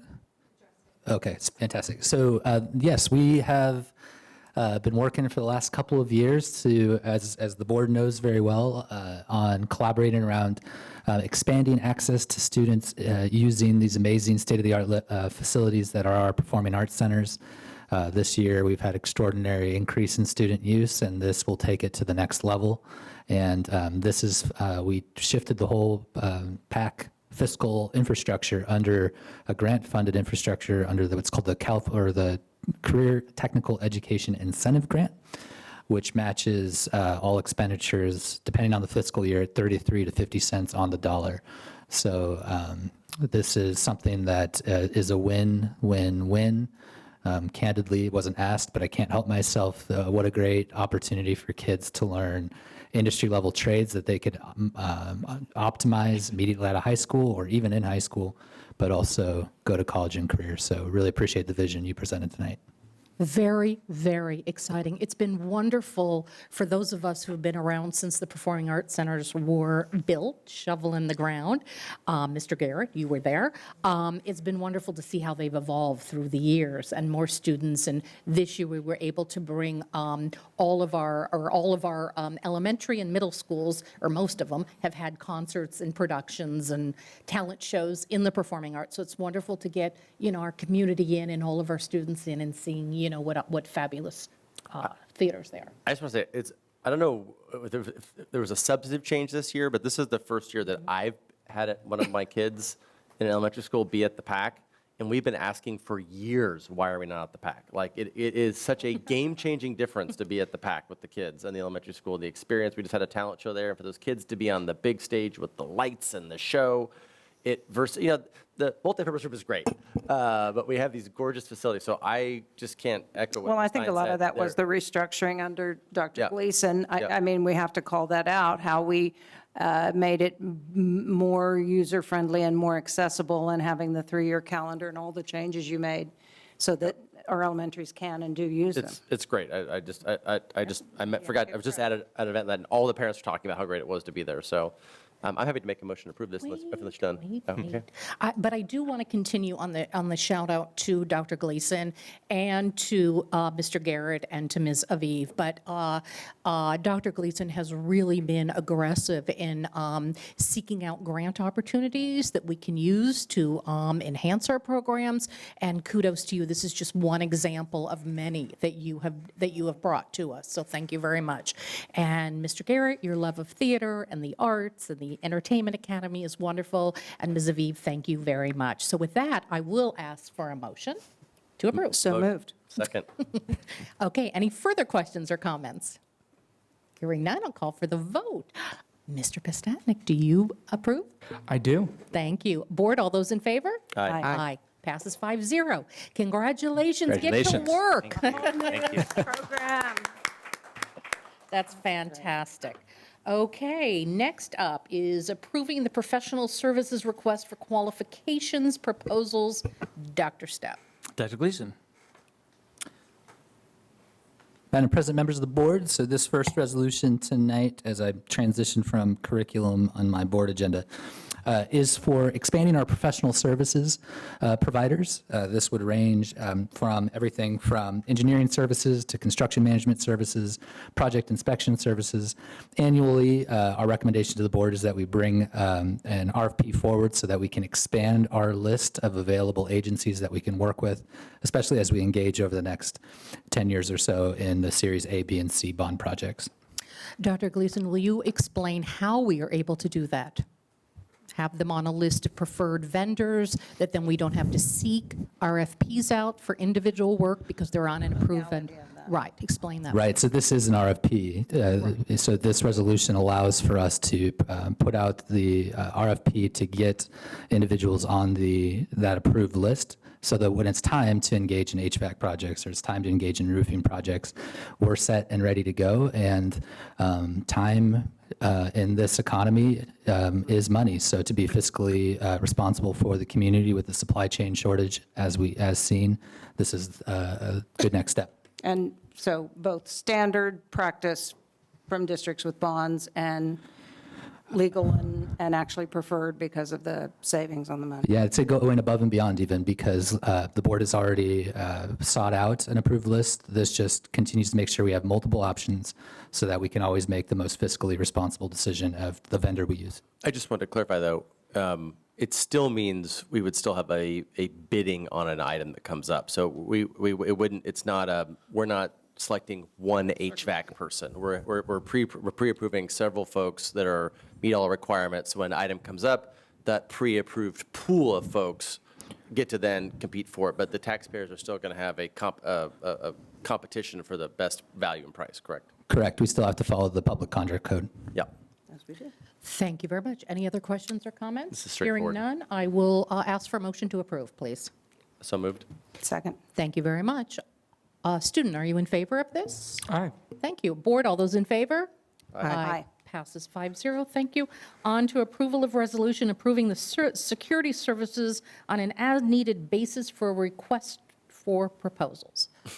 Madam President, members of the board, it's a simple RFP to expand our bench of security staff that we pull and call on. We typically only have 2 organizations right now, and that's tough to rely only on those 2. Dr. Gleason. Madam President, just to clarify, this is 3222 transportation, correct? Yeah, it's not on my list here. Okay, okay, let's go up. I print my sheets out and it's not on here. Okay, never mind. Let's go to, Actually, just for the record, it's noted in the agenda as both being 3222. So if on the online agenda at least, it's approval resolution 3222 bus, and then approval version 3322 security. So we should just make sure we get that corrected, whatever resolution number it is. Those are correct. Yeah. 32, then 33. Yeah. yeah, one is 32. That's the first number. Oh, I'm sorry. 20 okay, My eyes flipped. sorry. I'm sorry. Okay, so let's go back to the busing. Approval of resolution 32-22, authorization district staff to conduct a request for proposal for bus transportation services on an as-needed basis. Yes, it's online. Sorry, I got excited and jumped the bus. Dr. Gleason. Madam President, members of the board, as we have engaged in a really great ongoing relationship with our current transportation provider, Durham, there continues to be a need for transportation services while we have school bus shortages for field trips, for after-school events, for athletics, that Durham cannot in and of itself always serve. This RFP would allow for us to go out and have more approved vendors that can be available to service those needs so that students can get to and from their events safely. Thank you very much. Any questions? Did we currently have other bus companies that we were using? Because I think when we approved Durham, they were struggling to find drivers or something. They have been struggling, as all bus companies Right, we were did it. during the pandemic. Yeah. The board did an emergency resolution during the pandemic to afford that. This more memorializes in a post-pandemic area the need for more vendors. So I had asked, I think a year and a half ago, about a couple of the new services that were popping up, like Hop, Skip, Drive, and a couple others that are kind of Uber-esque, but they are certified have all the insurance, and all the drivers have to have all the same requirements.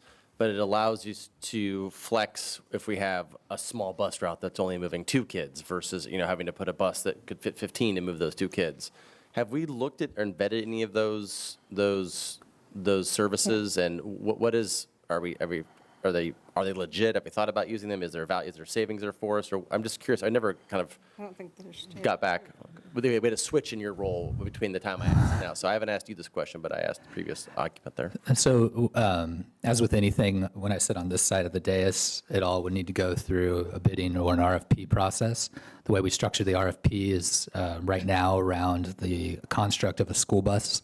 And really it's about safety, seat belts, in some cases cameras, and routes, capacity, insurances. In terms of creative thinking for those other endeavors, we, to my knowledge, have not gone in that direction just because we're more on the safety and survival end of the Maslow's hierarchy of needs. I think there's a lot of requirements from the state, right? Absolutely, in Yeah, terms of that we wouldn't- insurances, those the wouldn't type make- of vehicles, the Yeah. number of students, and the Yeah, type of I mean, vehicle. these services are being used by public school districts in California, so they've cleared that threshold, but it's largely in more smaller rural districts where you have people dispersed and, having one, you can fit 2 kids in a car with a seatbelt and a drive or something. I just wasn't sure if we've actually explored the options out there for cost savings, but also it might be a better service for the community. I can definitely, so the short answer to your question, I haven't looked into that. I do know frontier and rural school districts sometimes have exemptions from these requirements, but I can look into it and definitely circle back and try to look. Great, thanks. Ryan, if I could add one thing, we do use some of those organizations to transport our special education students who attend non-public and county schools, because Durham doesn't go outside, so we have contracted with similar agencies like that for special education. Great. And I think that's what we're talking about when Mr. Lawrence, when you're talking about like 2 students or 1 student, it's basically your special ed students. Right, Yeah. and those are approved through our SELPA contract, so they're under the auspices of our SELPA contract and self-insurance. And just to clarify, just for the resolution here, this is not for picking up our transportation routes, it's for the ancillary circumstances. Yeah, field trips, sports. Okay, may I have any other questions? I'll make a motion to approve. Terrific, I'll thank second. you. Okay, student, are you in favor of this bus proposal? Aye. Thank you. Board, all those in favor? Aye. Aye. Passes 5-0. Now we're on to security services. Dr. Stepp. Everything I said before, Dr. Gleason. Madam President, members of the board, as Dr. Stepp said Does before. anybody else work here? Come on. So this is a resolution to expand our available security services. This year, as everyone up here knows, we've had a very successful partnership with Covered 6. Covered 6 is not able to always meet all our security needs for events such as outdoor education or football games or dances or proms. And so similar to busing, we want to make sure we have more options that meet all of our ed code requirements in the hopper, ready to go, so that if there is a need on a campus, we're not scrambling, staff is not scrambling, and we have pre-vetted security providers. Terrific. Any questions? I had a couple questions. I thought we specifically picked Covered 6, and one of the reasons was they had scalability, and they had the ability to bring on more, and we had conversations with them, and they said they could hire more people, they had more resources. Are we hitting a wall with them on? No, well, I mean, they do, but we have a lot of like PFAs we'll hire for like a family night, or you have graduations. We just have a lot of other outside groups, and we need to make sure that they meet the same standard. Yes, Covered 6, the way their model works as they continue to expand and grow in the community is they work best with predictable schedules and work, people that are assigned here permanently. They're less able and apt, they're not designed as well to, hey, 48 hours in advance, I need 5 security officers for an event. And we do a lot of that on school sites. Is there a future is there a world in the not distant future where we're having multiple security companies working for us at the same time, overlapping? At the same event? No, No, not, on the same day in our district. So we have one security company at a football game and another one at the dance around the corner. Yes, We do, that happens that's- right now. yeah. Right, that's correct. All the There time. is no one security company that's going to handle all that. Sure, because we'll have a football game and a PFC event, across the district, so. Yeah, I thought Covered 6 was the one that we were using to surge for all those different efforts. No. Covered 6 is covering, no pun intended, all within school day services, acting in as a de facto school resource officer role. But when you have a football game, sometimes, as you know, you need 10, 12 security officers. They can't scale at that level, whereas other agencies can. Yeah, graduations. And the ones you're going to permit RFP for, then it sounds like they would be a different caliber than the Covered 6 that we're going to, which are like lot of former law enforcement, weapons training, versus these sound like these are like the $18 an hour, security guard at the football game. Is there a difference between who we're talking about? Because if one's the resource officer, that's a different caliber than the person we're hiring for the school dance. This is, the RFP will make sure they're cleared through the DOJ. They've had appropriate training. Are they the covered 6, 180 days with us? We covered 6 folks we know, we interview. This is more to meet a need from an agency that has checked all those boxes in the RFP. Yeah, I mean, it's a stringent process and requirements to work in our district. I'll make a motion to approve. Thank you very much. May I have a second? I'll second. Thank you. Student, are you in favor? Aye. Board, all those in favor? Aye. Aye. Passes 5-0. Next is Resolution 3422, finding the multi-campus modernization and upgrade program exempt from the California Environmental Quality Act and approving filing a notice of exemption. We have speakers on this, but I'm going to have Dr. Gleason, you're the one on this, to give us the presentation first. Madam President, members of the board, this resolution, as our 4-resolution party tonight, is for CEQA exemption for some of our summer projects, specifically including our fencing, roofing, HVAC projects this summer, as well as some of our turfing. CEQA allows for 2 types of exemptions, statutory and categorical. In working with CEQA experts at Taurusini, our firm that we consult with on all matters CEQA, they believe all projects are exempt under Class 1, 2, and 14. So Class 1 is any upgrade to existing facilities. Class 2, any replacement or reconstruction of facilities, or Class 14, minor additions to schools that do not lead to an increase in enrollment of greater than 25%. So from, as we always do, whenever we have matters of CEQA, DSA, public contract code, we are in frequent consultation with legal to make sure we cross all Ts and dot all Is, and you have that assurance from the top of the Taurusini firm. I had a question. Oh, go ahead. No, please go. I think it's important to, it's not, we as LVOSD aren't making a finding that we're exempt from CEQA because it's easier for us for contracting. We are following a very clear, because I think there were some comments that made it sound like there's some gray area here. What I'm understanding when I looked at this is there are clear kind of boxes that you check, almost like on a tax form. If you check 1, 2, and 3, you don't have to do 4, right? Or along those lines. And this is saying if it fits one of these scenarios, it's not that we're asking you to be exempted from it. It's the law says you don't have to do it. Is that correct?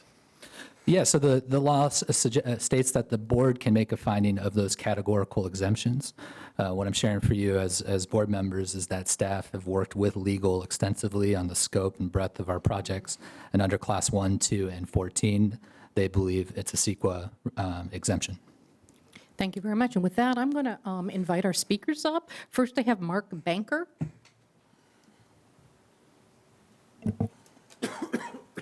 State your name, please, and you have 3 minutes, and at the end of 2 minutes, you're going to hear a little ding reminding you that you have 1 minute left.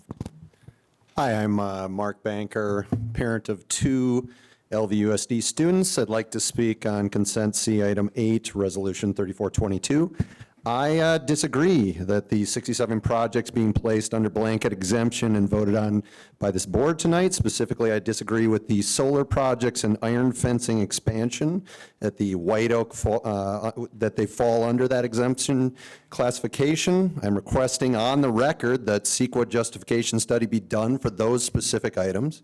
I'm also requesting that studies be done for the large-scale projects like the 2 new practice facilities at the 2 high schools and the new multipurpose room at the middle school, not minor projects. I'm requesting on the record to see the board's legal opinion to support blanket exemption of these 67 projects. I mean, honestly, this shouldn't be happening this way. Any regulation that allows oneself to exempt oneself from the regulation is worthless. We all know that. There has to be trust between the school district and the community, including the parents of the students attending our schools. I feel like that trust has been breached with the abysmal handling of this fence project. One example, 5 years ago, a meeting was held with the parents of the White Oak students where we were told a fence was the worst thing that could happen from a security standpoint. But at the last board meeting, Mr. Lawrence claimed that the opposite was true. Then Ms. Stein stated that everything has changed in 5 years. If that is true, and Mr. Lawrence is correct in his categorization of what happened, that means no fence is the correct move, and I know that's not your stance since you voted for it at the last meeting. That's just one example of the utterly failed messaging on this fence. You have a responsibility to communicate about safety measures with the school parents and the community that supports our schools with donations and tax dollars. This process shouldn't be secretive, shouldn't be adversarial. We are neighbors and parents. We need to behave as such. So I'm imploring you, stop trying to slip this by. We're not going to go away. Work to lower the temperature, engage with us in a real way, educate us. You have not made the case for this fence. You haven't given us any information in any real way beyond the officer that spoke at the last board meeting. It's all been done without our knowledge. Do this the right way in collaboration with the community that supports you and the parents that have kids in these schools, or do not do it at all. Thank you. Thank you very much. Tisha Banker?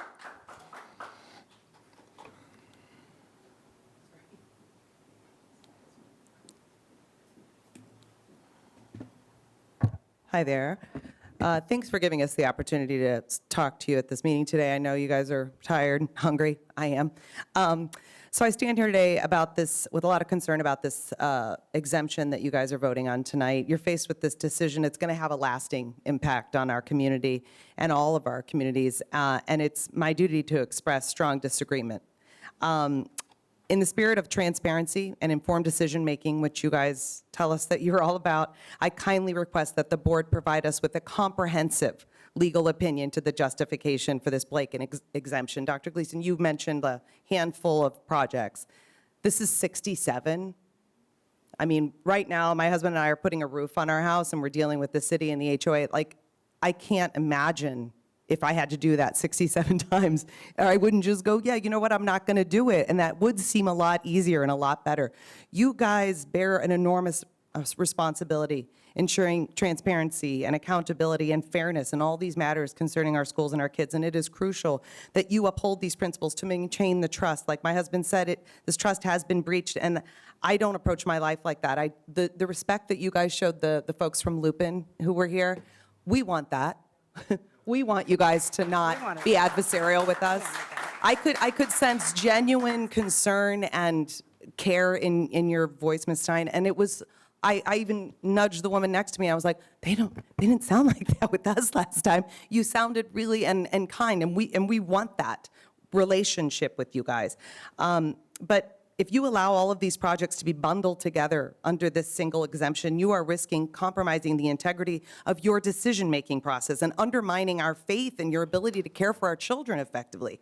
By placing them under a blanket exemption, you are depriving yourselves of the opportunity to thoroughly evaluate their individual impact and determine the true value that they will have for your educational system. I mean, you owe it to the students, the teachers, and the parents to engage in thoughtful, transparent, and well-informed discussions for each project, ensuring that each of these projects are necessary, that they align with your long-term goals, and they meet the needs of the kids. Furthermore, this blanket exemption will undermine the democratic process that your community members have the right to be informed and our voices heard. By bundling all 67 together, you're effectively silencing our input and denying all of us, not just the 9 people left here today, but at all of the other schools, opportunities to participate in that decision-making process. This is not the inclusive, collaborative approach that you promise, but that you should always be striving for, regardless if 9 people are here or no one is here. I implore you guys, consider the consequences of these decisions, because by approving a blanket exemption for all 67, you set a dangerous precedent that could erode the foundation upon which our educational system is based. And it sounds dramatic, but I'm dramatic. And I am requesting a CEQA justification study for each one of these 67 proposed projects. I mean, what could you possibly be so afraid of finding out? Is it cost prohibitive? No. I had signs in my yards for every one of your measures. I had signs in my yards for most of your election campaigns. I am the loud person in the neighborhood. If I believe in you and I believe in what you need money for, you won't shut me up. I will make sure you get your money. But you need to listen to us when we raise concerns. If these were your kids that we're going to be sitting next to these solar farms or the asphalt or whatever it is, the nut thing that makes a yard or whatever it was that you said, you would want every possible stone unturned. And our kids deserve that from you. Thank you. Because Thank you I very helped much. you raise that money. Thank you. I do want to say, unfortunately, no, you can sit down. Our attorney was going to be here tonight, but is out sick, our CEQA attorney. We didn't just decide to do an exemption. We had a meeting in facilities and spent quite most of a morning going over what's exempted and what isn't. So And unfortunately, it's also, this is still going through state architecture approvals. The process for these to be approved is going to be exhaustive, correct? What is the? Yeah, this is not, yeah. Let's ask him yeah. let's ask Dr. Galeaso, what is the process to get these approved? And what has the district done historically with these types of projects? Yeah, so CEQA exemption, this is just the Environmental Quality Act exemption, which has, as I've said, statutory and categorical exemptions. This is one phase of approval under when we go through construction projects in terms of division of state architects, in terms of following the public contract code for appropriate bidding. This is a design, this resolution is a transparent resolution to the community outlining our belief as a board and as a district as to why these projects specified in the agenda item are exempt under 1, 2, and 14. But I want to just stress, we don't make decisions that without consultation of legal. We want to make good decisions on behalf of our community, especially with the complexity of this.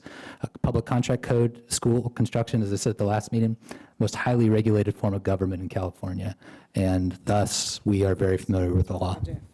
How many more times will these individual items come back before the board? We'll have the contracting, like at least once, but 2 more times probably for some sort of vote? Is that about right? Which would be like 4 almost times it's come before a vote for well, this it board? depends on the project.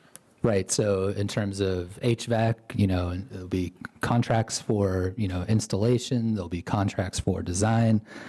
We have Ms. Abbott and Mr. Vamaska and Mr. McAllister coming up later on for an overview of all those projects. And I guess my point is, this is not, we're not passing this and fences aren't going up tomorrow, HVAC units aren't going in, solar systems, our solar units aren't going in. This is a step in a very Depending on what it is, it will have to go through DSA. This is- After we had our meeting with our attorney and spent the morning, I talked to some board members of 2 neighboring districts who have had bond measures.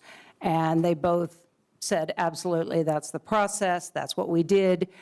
Most of our things, wouldn't get done if we didn't. That's the reason that the state has those exemptions for school districts. No, you already spoke, thank you. I'm going to invite Tara Stern up. Sorry, I'm David Stern. Yeah. David, Yeah, she filled out the form, but it's for me. okay. We live together. That's allowed. It's fair. I'll be in trouble if I don't speak. I'm David Stern. I live in First Neighborhood. I also disagree with the CEQA exemption, specifically for White Oak and building of a fence that will go through the yard area behind the school. Just to give you an idea, I want to talk to you guys, first of all, as neighbors, because that's what this is about, right? The school is unique in that it's surrounded on all 4 sides by a neighborhood. We share a field. The field abuts up next to a park. And it has been used this way as a park for 50 years, okay? Camp is there. I see Scuba Steve, who my kids went to camp with him running the camp. My kids went to White Oak. We are a part of this community, and we all work together. And here's what's happened, whether we meant it to happen or not, okay? When neighbors decide we're going to build a fence between our yards, normally what happens is the neighbors sit down and they say, hey, I want to build a fence. Here's why I want to build a fence. Here's the kind of fence I want to build. We should talk about it. Well, I need it to be this big. Well, I want it to be blue, whatever it is. This process just didn't work out that way. And for whatever reason, it didn't work out that way. So what happens is you have one set of neighbors that are looking at it and going, whoa, whoa, whoa, whoa, whoa. You're building a fence? You're building a wrought iron fence in the middle of our neighborhood? What are we talking about? So here's what we're asking, okay? And also, I just want to give you an idea of how riled everybody is, which I'm sure you're pretty aware. We have formed a group called Safer Together. We have raised money. We have attorneys. We have studies happening. We have people reading the Secret Service study about school safety. This is not going to end simply, but it can, okay? And the way that it can end simply is this. I understand you're putting a working group together, and the working group has members of the HOA. The HOA doesn't actually represent us for this. The HOA deals with public space. They've told us specifically that they can't really take a side on this.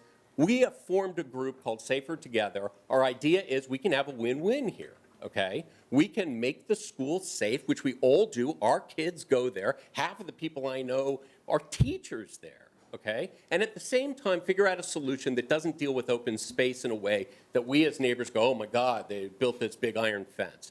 So what I would ask is, let's slow the roll a little bit, okay? Specifically where White Oak is concerned. Let's slow it down a minute.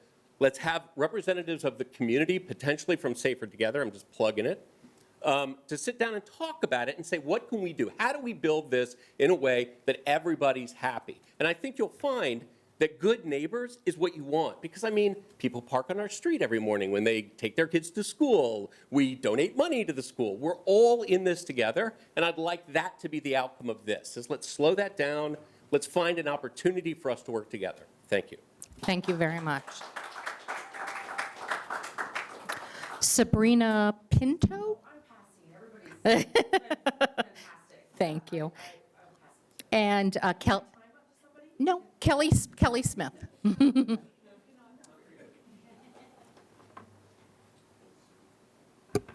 So we've been heavily focused on the issue of safety and risk management of our kids. And there are two reasons that the DSA and CEQA were created. For those of you who don't know, and just for the record, DSA was formed out of the Field Act, which was meant to specifically protect public schools and buildings, and it's required part of the process.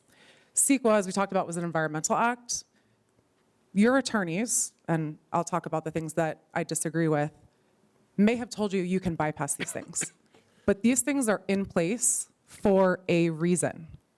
They're there to protect our kids, which is what you've made the fence issue about and what we care about. And I want to talk about this for a second. Your chief business officer has said to you that the PCC, the public contract code, was followed for the White Oak fence process. That is absolutely not true, and we can cite the specific codes where it has been violated. You can look at the attorneys. We have our attorneys as well. I want to be very, very clear. The DSA has been in touch with the superintendent.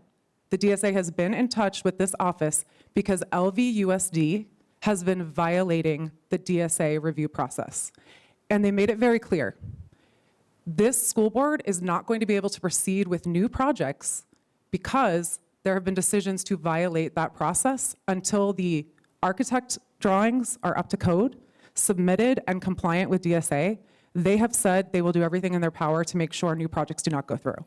We want projects to go through. This is not just about the fence. But you all are about to have access to $340 million with Measure S. And the fact of the matter is, we also took a look at the audit from last year. What was the big finding from the audit last year? $11 million of LVUSD's budget was overstated. Overstated. And it lists one person and his team as being responsible for that. That is the person who is now advising you to do a blanket statement on 67 projects. Do you think your attorney has carefully considered every legal action regarding that? Do you think minor additions are 2 practice facilities and a 12,500 square foot multipurpose room? Because we've talked to CEQA too. I want to be very clear. And you're very aware that DSA is watching you because you've violated almost everything to a letter for DSA. This is not just about procurement, this is about safety. And as our fellow member said, David Stern, we have raised money, we have hired attorneys, we have spoken to other school districts because this White Oak project has turned people who were advocates of the school board who voted for you, who voted for Measure S, into adversaries.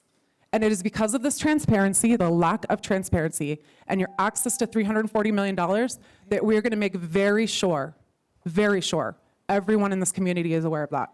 Thank you very much. Dr. Stepanowski, I would like you to address some of these. These were pretty serious accusations that were just made, so I'd like you to address them, please. Or DSA? Sure. My layperson's understanding of CEQA, so want that out there. Yeah. And I have been texting Don Blake, if you remember Don Blake well. Yeah. So for example, my layperson's understanding is, and we're working with Terry Tao, and Terry Tao is the one who worked with us before. He's an attorney, one of the highest regarded land use attorneys in the state. And Terry knows his stuff. I've been working with him for over 10 years. There's sort of 3 layers relative to CEQA. And CEQA is very emotional.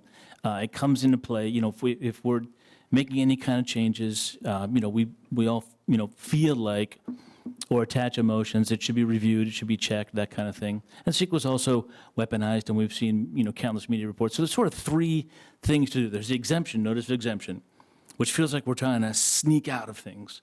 But that's sort of the lowest level of things. The next level is a negative declaration. And then the final level is sort of the EIR, the Environmental Impact Report. So as an example, texting with Don Blake, we did the Performing Arts Education Centers, and we did negative declaration on those. So sort of the level 2, right? And a negative declaration is when impacts of the project can be mitigated to less than significant. So we're talking about less than significant kind of stuff. So our attorneys have said, and 67 projects seems like a whole lot of projects and a whole lot of work. But you sort of, again, from a layperson standpoint, because our attorneys aren't here, when you look at CEQA, are you changing the function of the property? So you've got the Lindero Terrace property in Westlake Village, right? 20 acres, was commercially designated, and now the city converted it to mixed use. So you've got office space that's potentially going to become 6 stories of 700 units of apartments. So that's pretty obviously a change of the use of that space. So when we, looked at adding the performing arts centers, which are significant upgrades to what we had before with the Measure G building and the multipurpose room in Calabasas. So we weren't adding new facilities or necessarily new capacity, but we were upgrading some of what we already had. And so that fell under, the negative declaration. And so the exemption, while it feels like we're being sneaky, this is simply something that's put in code for districts to use, when we're not changing any of the, designated, they're all schools, they're remaining schools, and we're not significantly impacting the capacity of the campus. So that's my layperson explanation and one example where we used a level 2 negative declaration relative to the PACs. And can you speak to DSA, please? I did talk to Doug Hemming, I believe, from DSA, gave me a call. And we talked it over, and, we utilized DSA. We followed DSA. DSA is a great agency. They're here to protect kids, protect staff, protect the process, and we value their input. And, we have utilized them extensively in the past. I think we'll probably be hiring DSA agents here pretty soon as we ramp up our work. In the past, with Measure G, we actually had on staff DSA folks full-time. And that's, as we increase our work, we'll be doing the same thing here, DSA certified staff. Have plans been drawn up for fences, for the perimeter fence at White Oak? No. So there's no architect, there's no design yet, right? Correct. The district hired a surveyor. The surveyor is going to survey the property, because first thing we need to know is where our property lines are. Just to say, we always do that when we do a. Right. That's like good practice. I mean, you wouldn't want us to guess. And can you also address a little bit, to the extent that you can, the security audits that we had, and what type of people did the security audits, and what best practices for elementary schools at this point? And how the audits speak to our liability. Sure. I had the agencies that did our 2 audits. I think we're going to reach out to the most recent audit, which was this fall. If you want the names, Jim could probably pull up the slides from last week. Jim, is that a possibility? He could put the slides from the last board meeting up to show the agencies that did them. They're about a 100-page report. and we gave them unfettered access to our campus to walk in at any time, which was very helpful for us. The first audit had about 100 pages of various findings. Probably half the audit is, or at least 30 to 40% is photographs. They would literally say, here's a, I just want, if I, maybe you feel free to cut me off, but I don't feel like we need to adjudicate whether or not we need to put a security layer around the campus. It is done. We've had multiple security audits tell us how to do it, and I'm not hearing from the neighbors that that's the concern. I'm hearing that it's the process that's being utilized and what the outcome of that fence or that security might look like. But I've not heard, I see some people shaking their head yes and some shaking no. But Mr. Lawrence, there was a speaker that spoke to a fence. Some were- yeah, I hear you. And there's a speaker tonight that spoke to the necessity of a fence around an elementary school.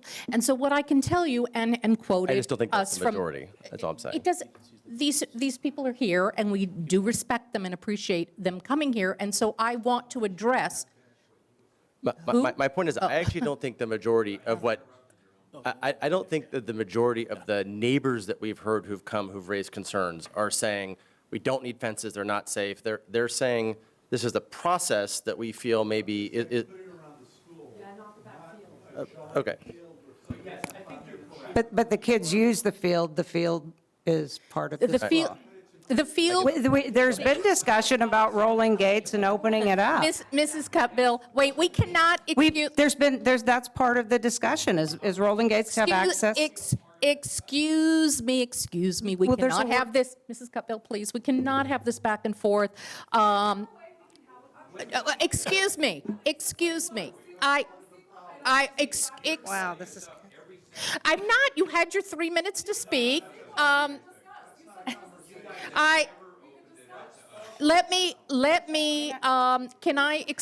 going to explain the process here, and I know you don't like it, but no, well, you had your three, it's not a town forum. You're out of order. It's not a You are out of order. We have this meeting recorded. You are out of order. We cannot be speaking over each other. The discussion is you had your 3 minutes each to speak. We waited to the item. We can have staff and the board address your concerns and your questions. Okay. You are out of order. You know what? But if you disagree, that is fine. I'm telling you, we work through legal. And Dr. Stefanowski, can you? Okay. Excuse me, Please. Dr. Stepp, can you address the $11 million issue or alleged issue? And then, I have honestly no idea what she's referencing. Do you Dr. know, Gleason. Dr. Gleason? yeah, what? I remember the audit. So, ma'am, I've been in this position 10 months. So the audit is not on our existing staff. Yeah. What happened was, just to clarify, because it's important when Let him talk. when we go in front of public that we're accurate and we don't have, we have a full understanding. $11 million of federal money, the way federal categoricals came in through our ESSER grants, through our federal ESSER grants that you may be familiar with. And Those are the COVID grants, those are the correct? COVID grants, correct. Okay. And the prior administration, and I would have made and many districts across the state made the same mistake. You either get the fund as a whole fund balance or you get it as deferred revenue. They booked the whole fund coming in at the same time, as opposed to deferring it year over year. That is not a material issue. It just had to be backed out and reversed. So it's not a mislead. It's reporting the revenue in the fiscal year as a whole, as opposed to spreading it out over multiple fiscal years. And it wasn't a finding of the audit. It was a finding, yeah. But I mean, it was. It was not a material finding that had an impact on, and I guarantee you, because we're about to go sell these Series A bonds, every audit, every first interim, every second interim will be scoured by Moody's. And I hope, just last thing I would say. Who does the audit? Because it's not us doing the audit. Yes, it's an independent audit through a firm called Eide Bailey. They have been our auditors for the last couple of years. And if you read audits across the state of California for school districts, you'll see that there are findings in every audit that help us grow and get better.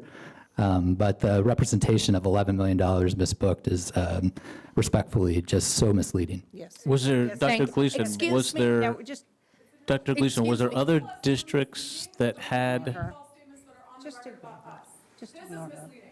Dr. Gleason, were there other districts that had similar audit findings? Yeah, so Andrew Park is our auditor at Eide Bailey, and he shared similar. It's, when we have, it's rare to have as many categoricals come in as they did during COVID. And so CDE, is not always, when the categorical resource funds in terms of the LA County Treasury, you don't always know on a year-to-year ledger, is it a fund balance or is it a deferred revenue? The prior administration, again, booked the revenue early that we did not have. Again, there's no material consequence other than to back that out and correct it year over year.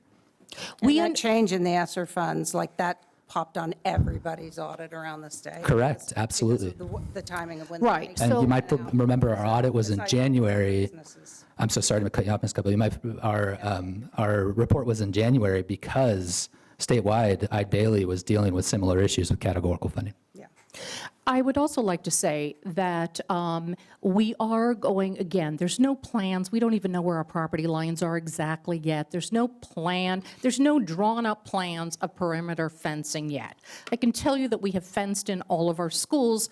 We've been talking about this for years, including White Oak. What changed over the years is the sheriff's department with school shootings, with homeless people, with custody battles. In elementary school, ask any elementary teacher, principal, staff member, law enforcement, elementary students will not run. They need to have the fenced in. What I can tell you is the fence, the backyard, the grass area that you're concerned about, and I understand. I mean, if I lived in your area, I would understand how you feel. It is part of the educational program for kids. So, but we don't have drawings yet. So we're putting together this working group.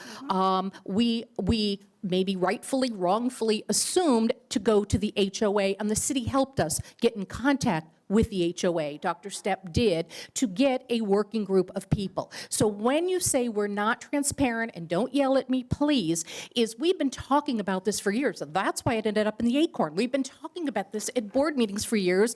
It was part of the Measure S campaign, part of the Measure V campaign, part of outreach coming to PFA meetings. And I believe I was at a White Oak 101 and said, you're getting a fence one day.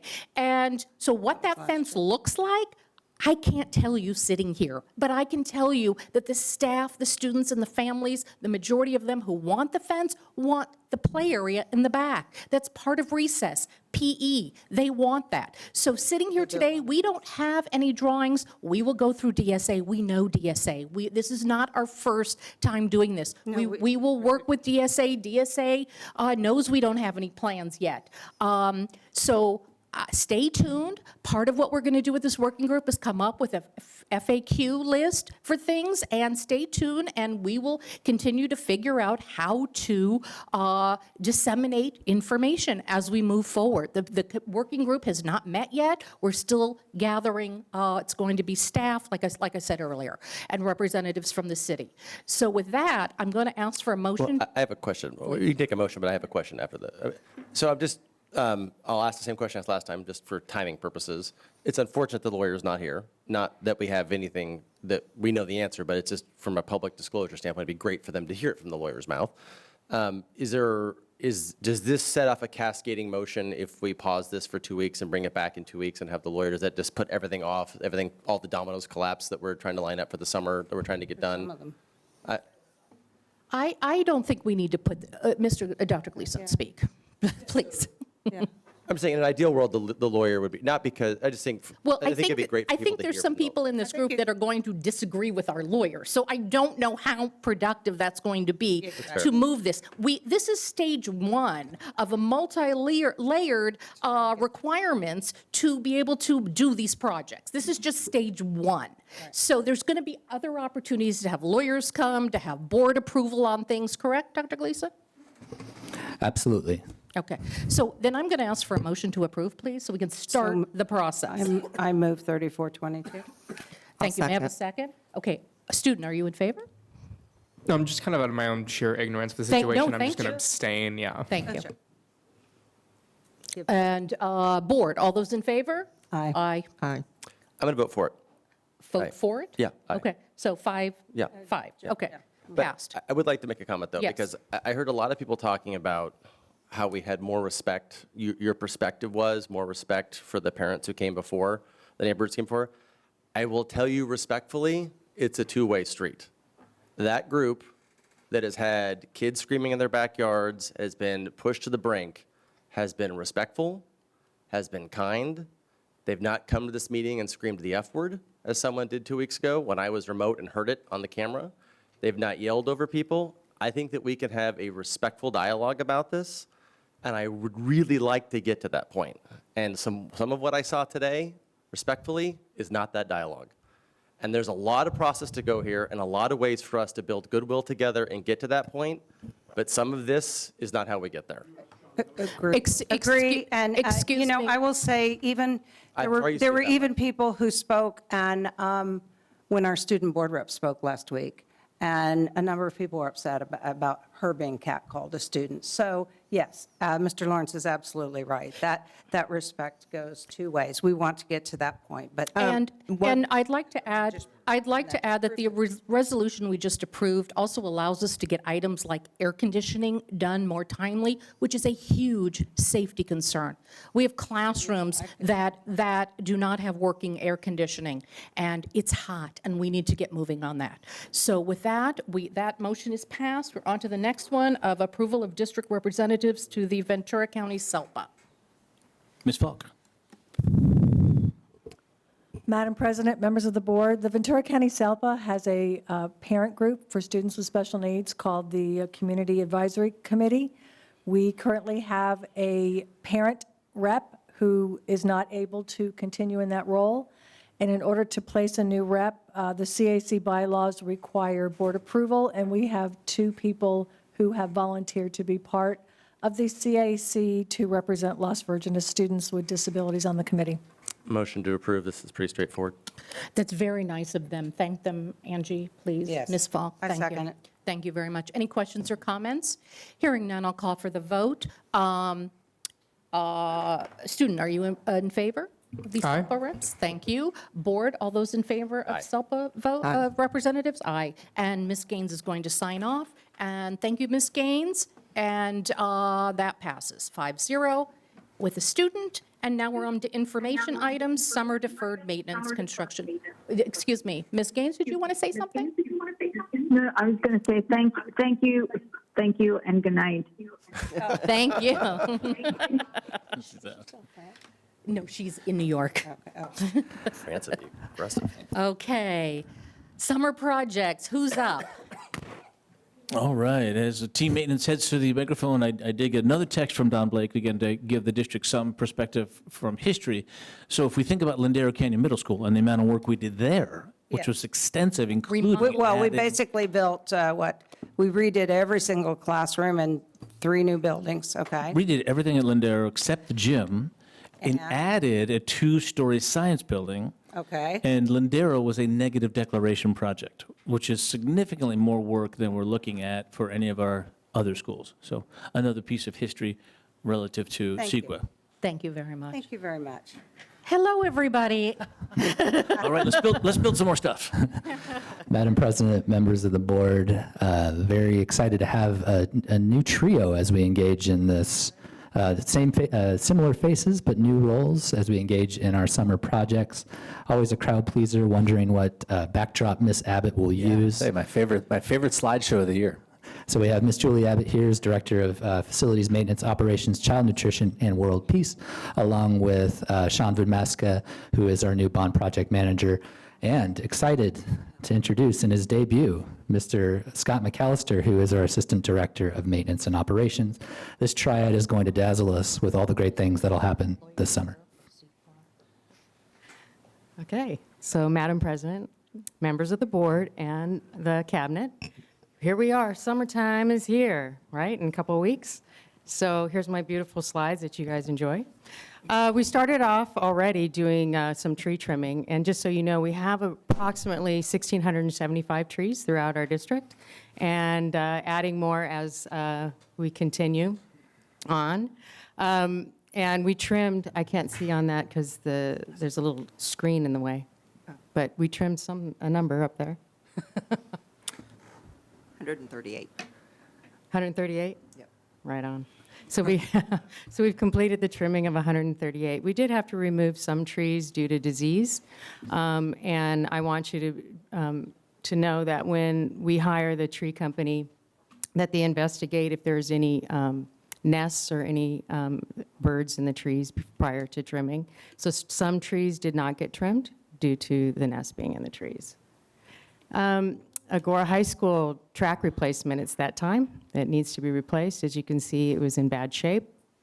So they're in the process of replacing the rubber surface. It looks like this right now, which is asphalt underneath. We have to do some repairs to the asphalt to make sure that it's an even surface before we put the rubber surface back on.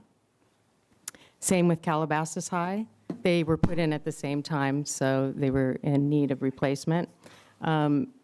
The infill that you discussed earlier is that little white stuff right there, which is the 100% olive pits that we put inside the field. They were in the process of spreading that throughout the field. I think that Hellas, the company, is, I just want to get this right, 100% of their fill is plant-based. Yeah. Yeah. Yeah, that's what we're using. And this new fill that we have requires very little water, as opposed to we had the coconut husk, which required a lot of water. Yeah. It also, the coconut husk required to be replaced every year. Right. Once this gets settled, you put less and less in each year, and after year 3, you're supposed to not have to put any more in from that year forward. So that will save us money and also reduce the amount of water that we're using. Can I ask, I think I asked this before, but the little pieces are a nightmare on the That's coconut the old husks. one. We took it out. Yeah, so this won't have little olive sheds, shavings anywhere? No, it's not shavings. And it's even cooler than the last one, which was cooler than, it is not AstroTurf. It is Correct. a And it completely different reduces it by product. 30%. Yeah, reduces it. And then my other question was, I know there's some discussion at the state level about banning turf. Is it all turf they're looking at, or is it the plastic petroleum turf? The plastic petroleum. So I kind of know the answer to these questions already, but I'm just raising. I know, but it's good to get them on. I will say the turf fields with the coconut in the 2 high school stadiums, the sports coaches will tell you less injuries, right? There's more cushioning, right? It's not, this stuff is so far and away from, but what we're talking about in these upcoming projects is like Chaparral, which has no potable water and has a hard dirt surface for kids to play on. That's what we're trying to not have. I know it's difficult to remember, but we lead in so many areas. I know. When we picked this turf, we were way out in front. Yeah. It was the first organic turf in the whole area. The temperature is dramatically different. We added extra padding for concussion, which has helped. And just last year, El Camino Real's turf melted. It was the rubber stuff. And literally, it stuck to people's shoes. And they had to come play on ours. played We on had our people fields. say, why is El Camino's- there a yeah. team playing at Agora High? And we're like, it's Yeah. El Camino. They had to come Their where it was football cool. team was shut down, so they had to use our field. They didn't use Calabasas because when Calabasas isn't there, Viewpoint uses our field. Yeah. So, we are a resource for everybody. So 8 years ago when we put this in, we were visionary. I think Julie was here for that. I don't remember. I remember meeting specifically with Hellas. Was it Rhonda? It was Rhonda. Met with Hellas, and we paid the extra for the extra thing. So while the rinds, the coconut rinds are annoying, I promised the black before it, the shade. Oh, the rubber crumb that would fill your shoes. That's what they have at Westlake. It's awful. Yeah, we awful. don't, no So other. This was a significant upgrade from that. And now what we're exploring again is another cutting-edge product that is extremely healthy and beneficial. And, we're getting squeezed from all sides relative to tens of thousands of water fines at Chaparral, which is on potable water, not... What's the life? I thought the life expectancy was supposed to be longer than 8 years on the field when we put it in last time. Well, actually, it Well- was, and before, when our campuses were open and everyone could use them, especially at Calabasas, and you had people walking their dogs across it during the day and running, it actually significantly affected the life of that field before that additional, because before, and not right before the pandemic, but many years before, all the campuses around here were open. There were people using Oak Park Stadium, right? And so now that's We're dialing these back. It should be 12 years. Should be, yeah. Well, we're not doing a full replacement at this point. We're just doing an infill replacement, which is the most important part of it. But we have, that field is in use 7 a.m. to 9 p.m. every Saturday and Sunday. So we've been dialing back. We had, Julie's done a great job of purposefully dialing some of that back. And then you have big events like the Calabasas fireworks. Those kind of things are happening in Calabasas because it's closer to this 10 million person city next to us, LA Unified and LA City. So Calabasas gets the brunt of extra usage that Agora doesn't necessarily see because Agora is surrounded by Oak Park, Westlake, other options. So we've been trying to purposely dial some of that back to make it last longer, and then do this what I think is a significant and healthy upgrade. Ms. Abbott, I have a question on the turf. Can you speak to the prior turf, the petroleum turf, and the temperature, and the temperature of grass, the temperature of the prior petroleum, and the temperature of the new olive pit wallpaper recyclable? So if you have the tire infill that you're speaking of, that has the same temperature as asphalt. Yeah. It's very hot. And so the new infill is 30 degrees lower. than And how much hotter, though, 30 degrees lower, but how much hotter than grass? That's a great question. I don't know the answer to Okay. that. Do you know the answer to that? Okay, And these are recyclable, right? yeah. These are recyclable, what we're using? Okay. Absolutely. And again, I'm going to ask you to please repeat this because I believe that you have a lot of experience in this area. Talk about concussions and injuries on this new turf that we're installing, plus the football fields versus grass. So we have it, it's called a GMAX rating, and we have to have it tested annually to make sure that it meets the requirements for concussions and it has the proper cushion. So we pass that every year, and we do our due diligence to make sure that it meets the requirements. And with school districts in general, but with this as well, the standards are extremely high that you have to meet, correct? With everything, right? Correct. Okay. Thank you. When we took the rubber surface off at Calabasas High, you can see that we have a big hole in the asphalt underneath. So we have to patch that and level out the area before we can put the rubber surface back on. We wanted to have the rubber surface installed before graduation, but we can't because of this repair. It won't be cured in time. But it doesn't look bad. The Agora High School tennis courts, we're resurfacing those. Actually, since we've taken these pictures, it is complete. And the logos, you see the logo on it. So they look fantastic. You'll have to go by and see it. We bought all new netting and everything for it, so it looks great. Calabasas High, we're starting on that now. So those are the courts that we'll be resurfacing. Re-roofing. So these are the roofs that we're re-roofing this summer at Chaparral, which is pretty much the entire campus except for the portables. AE Wright and the maintenance and warehouse roofs will all be replaced this summer. At Calabasas High, it's the PA building.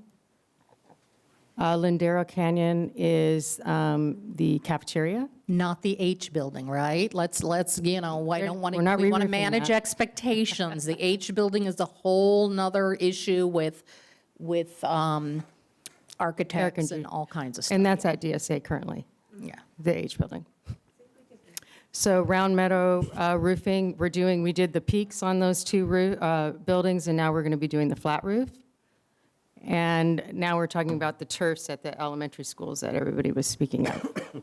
So currently on the left, that's what it looks like at Round Meadow. It is a very hard surface. It's got a lot of holes in it, divots, et cetera. And one of the problems is we don't have the ability to give the fields rest, to be able to refurbish them, to level them, because there's always somebody on them. So the proposal's on the right. It's the same material. It's just that part of that material is in brown, so it looks like a track for the kids to run on. That will have that same GMAX rating, will have the same 100% infill, et cetera. And one of the things that, I want to address is besides portable water and reclaimed water and regular water, we have a water shortage. Even though we're out of the drought, I want to get this on the record, we do have a water shortage. So, we are being good stewards. We're also going to I know, Ms. Abbott, one of your goals is to work towards a green ribbon school, which is environmentally sound and whatever that word I'm looking for, district. So with everything that we're doing, we are working towards that, correct? Yeah, that's in my wheelhouse, and I don't want to mention another district, but for the previous district that I worked at, I was instrumental in being the first district in the nation to be the Green Ribbon District because of all of our efforts that we implemented at that district. Actually, that picture of Chaparral, that looks way more green than I think it does look, right? It's just mostly hard ground, I think. Chaparral is actually pretty much dead. Yeah. Yeah, it's just- dirt. yeah. There's really no grass left. And it has a clay surface, so Yeah, it's a just tough hard. one. Yeah. It's a hard surface, and we're doing the same where we're putting in where it looks like a running track on that. So just, because I think I raised this a couple months ago and this came up, I understand why we're putting turf onto sites where we don't have the water issues, but it's not our plan to start tearing out grass where we have grassy No. fields No. and replacing No. it with turf at Sumac or other If we can places. have No, grass, no. we want grass. That's the message I think people should Right. hear. Yeah, It's no, just- yes, we're- that's important to say. That's our preference. We understand why people want it. Our choice is not between grass and organic turf. Our choice is between hard clay dirt that we can't get water to or soft synthetic organic grass. Exactly. That's the choice. And I think 100%. that has not been framed maybe for some Yeah. people to hear it. Okay. Yeah, you're absolutely correct. Yeah, we're not going to be putting turf on every campus or anything like that, no. Bay Laurel, same situation. This one, at Bay Laurel, the PFA was really pushing towards turf too at that campus because of the hard surface. Yeah. At White Oak, we're just replacing the asphalt playground. Right. And it's cracked and it's due.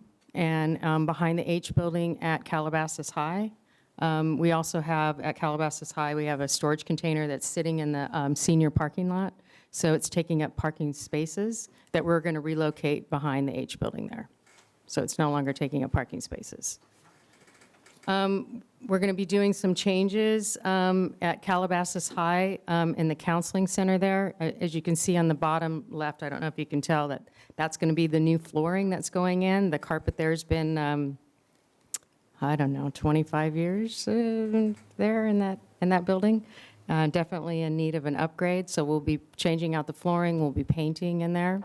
And then on the right is currently a staff lounge, and we're turning that into a wellness center. So all the counselors will be in this same building. Outside on the patio of that area of the new wellness center is this great patio, but we need to put a barrier up in that area for safety. Yep. It'll no longer be just adults in that area, it'll be students. And we're working on a plan of what that would look like, so it'd be aesthetically pleasing. This is PA1, which is going to turn into the new staff lounge. It's lovely right now, but we will make it lovely. New flooring, paint, furniture, et cetera, to make it so that the teachers have a great place to relax. This is what the NPR looks like at Calabasas High currently, and it needs some TLC. So this is going to turn into an actual NPR. They've used it for a long time for performances, but we have the beautiful performing arts buildings. So the site would like to use it more as a multipurpose room. So the curtains will be gone, the rigging will be gone, paint will be done, new flooring. We have a lot of work to do in there to make it look nice. So that's going to be a big project. At Calabasas High in the cafeterias, we have very small walk-in freezers.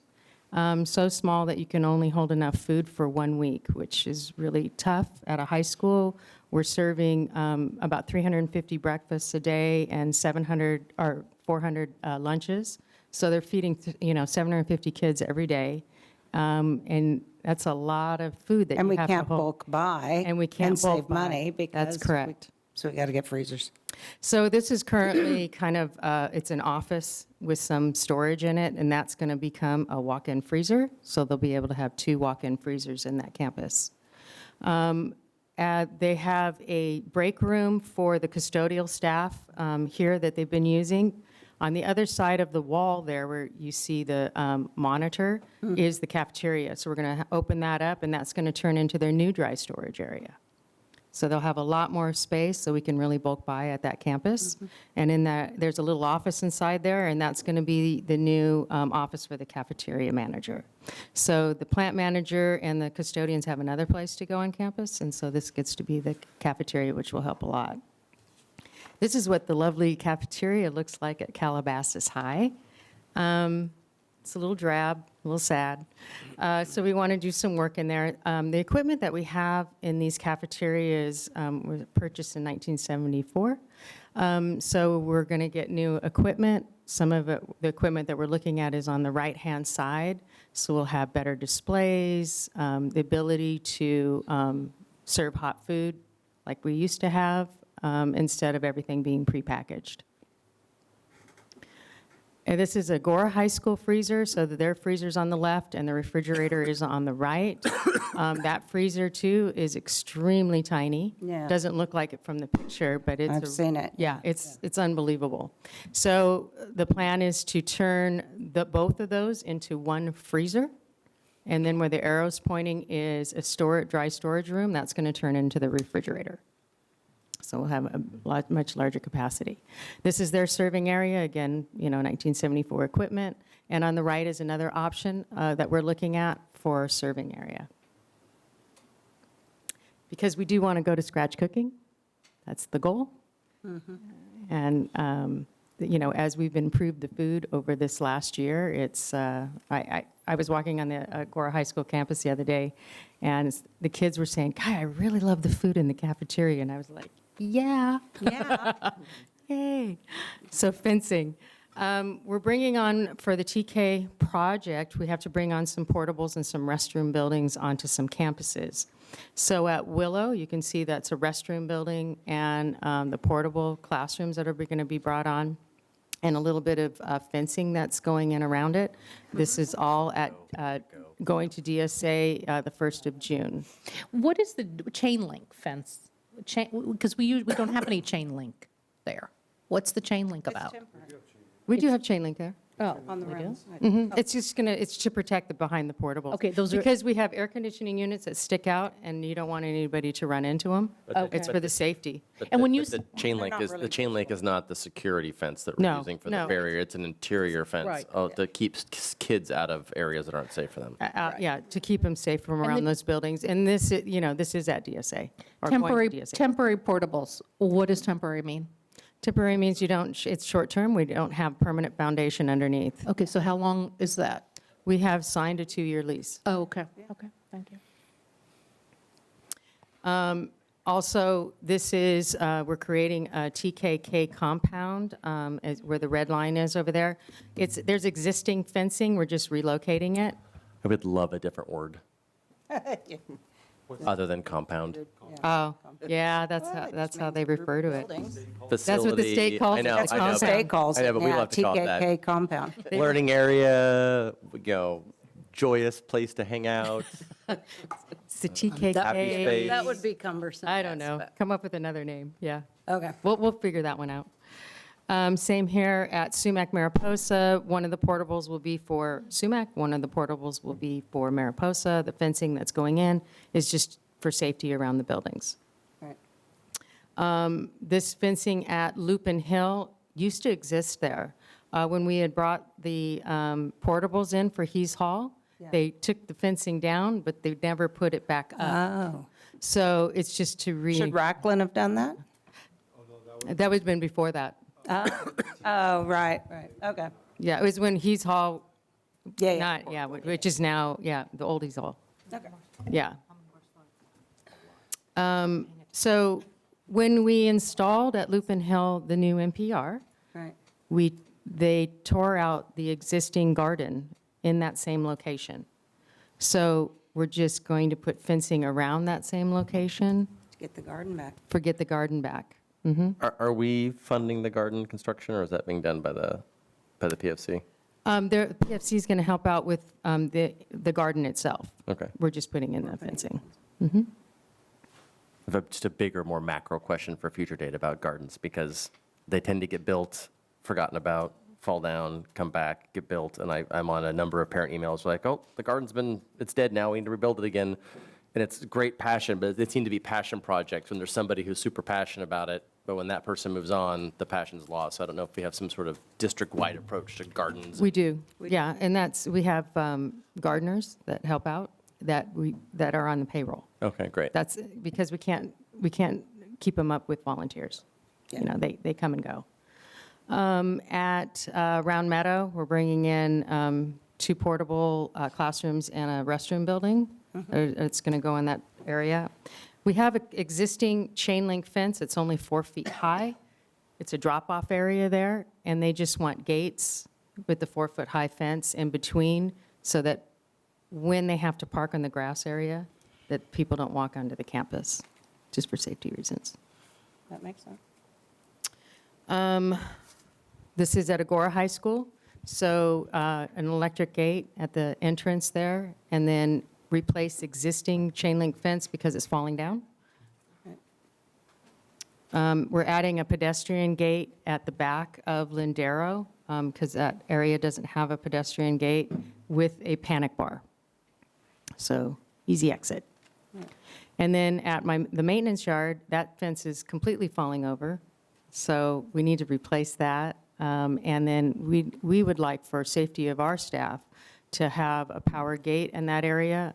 We have the neighbors come through from the Lost Hill Bridge on a regular basis. We get a lot of people with strollers and walking through our area. Ooh, through M&O. That's kind of dangerous. We've got a for lot everyone. of, big trucks. Yeah. We're not watching for strollers. It's a safety issue. In addition, for the staff that's in those buildings, we can't see when people are coming in. And we don't, it's for our safety of the staff that's there too. Sure. Calabasas High School, there's an existing gate here. We just want to change it to an electric gate because this pathway is where all the semi-trucks come, or the delivery trucks, and all day long, the plant manager has to unlock it, Right. lock it, Right. lock it. So for safety there. And this is just a replacement of existing gate to the iron fencing, so it's more attractive. Yes. We'll still have the panic hardware as that one does. And we're currently installing in the back of AC Stell, which is up on the field. That's just, we're putting in the no climb. There's existing chain link there. This is just, so it's a no climb, it's a safer, and adding some gates. Sure. To discuss the 4 classrooms at Bay Laurel that have been closed for the last 3 years. So we've reached out to Welsh engineers to come up with a plan on how we can get those classrooms up and running. So the first thing that we have to do is we have to hire a geotechnical firm and a civil engineer, because even though we, with the pipes that we knew about, that we closed them off and everything, water was still getting in there. So they have to come in and do a study to find out how to reroute this water Right. so that we can get away from the buildings. Yeah. Groundwater. And then, Stormwater still getting in under there? yeah, yeah. Holy So smokes. that's why we need to hire the experts to come in and figure out a way to divert this Before water. We can reopen these buildings. So they came up with a plan. We have to remove concrete along the footings, et cetera. So we're going to, start working on this plan. We'll hire all the experts. We'll go through DSA. We'll refurbish the rooms inside and get them up and running, hopefully as soon as we can, depending on how backed up DSA is on this. Because first we have to get Probably have to take engineering. the rooms down to the studs kind of thing, right? Yeah, you have to, because there's steel beams underneath, so they have to be scrubbed. And the final result is to pump it with concrete underneath. Agora High School visitor bleachers, as you know, we need to add the companion seating to the visitor bleachers. So that's already, we already have the plans through DSA. The required testing has been completed, and now we're working with the contractor, which is Bonaire. They're the general contractor on this to get this going. Just to show you what companion seating is, it's the little short seats right there, so you can have wheelchairs right next to the companion seating. How it currently was at Agora High School was the companion seating was behind, and so new code requires it to be next to you. The TK classroom playground structures will be coming in, we hope, in July. We ordered them. Fingers crossed. Yeah. We ordered them in February, so let's hope. So for Mariposa Sumac, it's going to go in the front area there. This is the one that they chose. At Willow, we're going to replace existing there that's in the kindergarten yard, and where in the middle picture where you see the turf, that's going to turn into swing sets so that the kids now have swings in that area. And this is at Round Meadow, so we're replacing existing. That's pretty old equipment that needed replaced anyway, which means that we're taking out some of the phi bar and we're putting in the rubber surfaces in this for fall.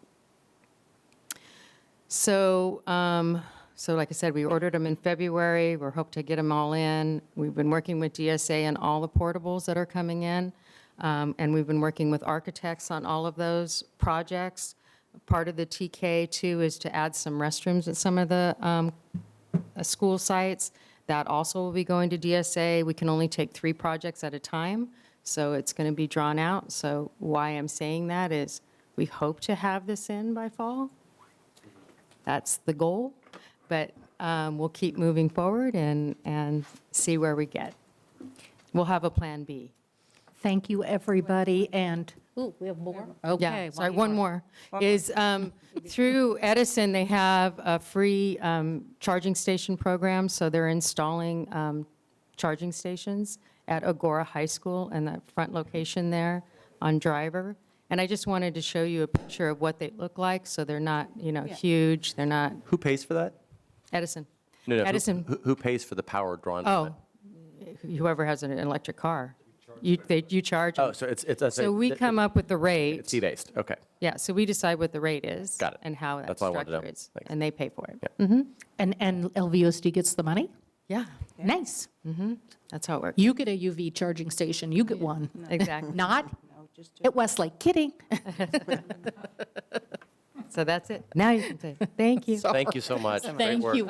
You guys are going to be busy this summer, and we appreciate everything you're doing. This is so good for our children and for our staff, and we It's just our busiest appreciate time it. of year, really. I mean, our M&O people just, school's out, you guys hit the ground running and have to work all summer, so we really appreciate all that you do. Thank you very much. Appreciate it. Have a good evening. Yes. Dr. Gleason, you are up. Who I know put the the May hour. revised on this agenda? That's I what know, wanna because it has to be. I know this is, I know the hour is, I know the hour is late, but this is very important because unless we have money and a budget, we can't do anything we want to do. So, Dr. Stepp, in a minute, I'm just going to say that, Dr. Gleason, in your presentation, can you speak about the process that the governor has to adopt a budget by the end of June, or else the legislatures don't get paid as opposed to the federal government with the debt ceiling. So if you will, you can take it away. Madam President, members of the board, I'm hoping audience members aren't leaving for the May revise. This is what it is worth the wait.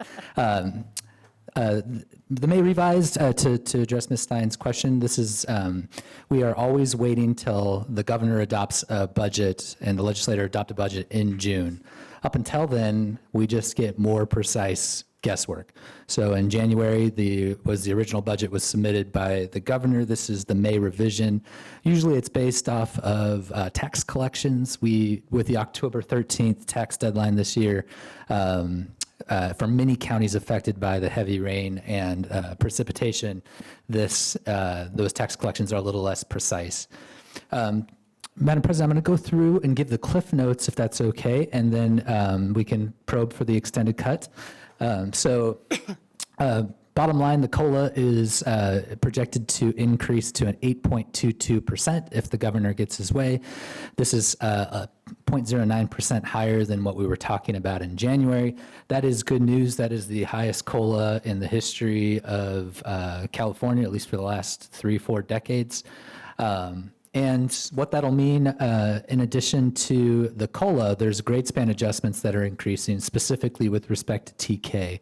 So as we talk about the TK staffing requirements being 12-1, the grade span adjustment has increased significantly by about $4,000.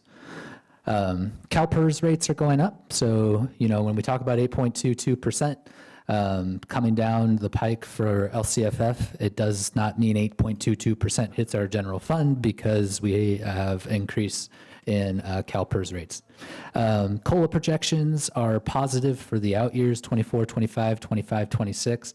But right now the economy is very unpredictable. There's some good signs, there's some challenging signs. And so the range of variance of possibilities with this budget are interesting.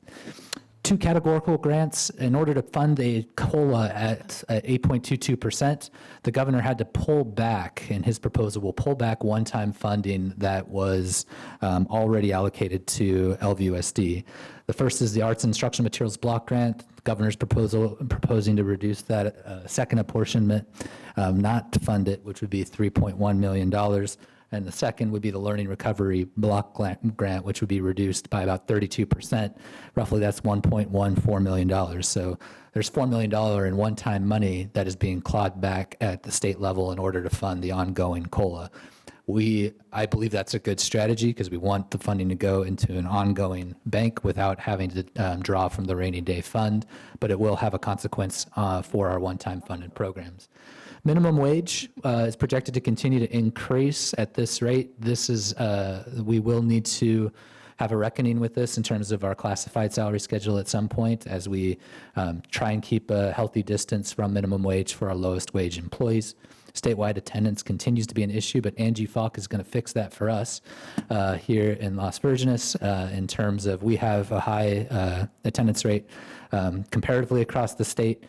Angie has promised me she's going to increase our ADA by at least 0.5%, which that, along with our increase in enrollment, will make a significant fiscal difference. So thank you, Angie, for making that commitment. Yeah, really. What's not in the May revision, and these are the things that we can anticipate, it was a reserve withdrawal. So there is a rainy day fund that has been built over the last few years in these times of abundance. That did not exist in the Great Recession. The governor is suggesting to not touch that, which I think is a good strategy, especially as we go into economic uncertainty. There's no deferrals of our apportionment, which is good, so no IOUs. And there's no deficited COLA, which had been rumored a month and a half ago to deficit the COLA by about 2%.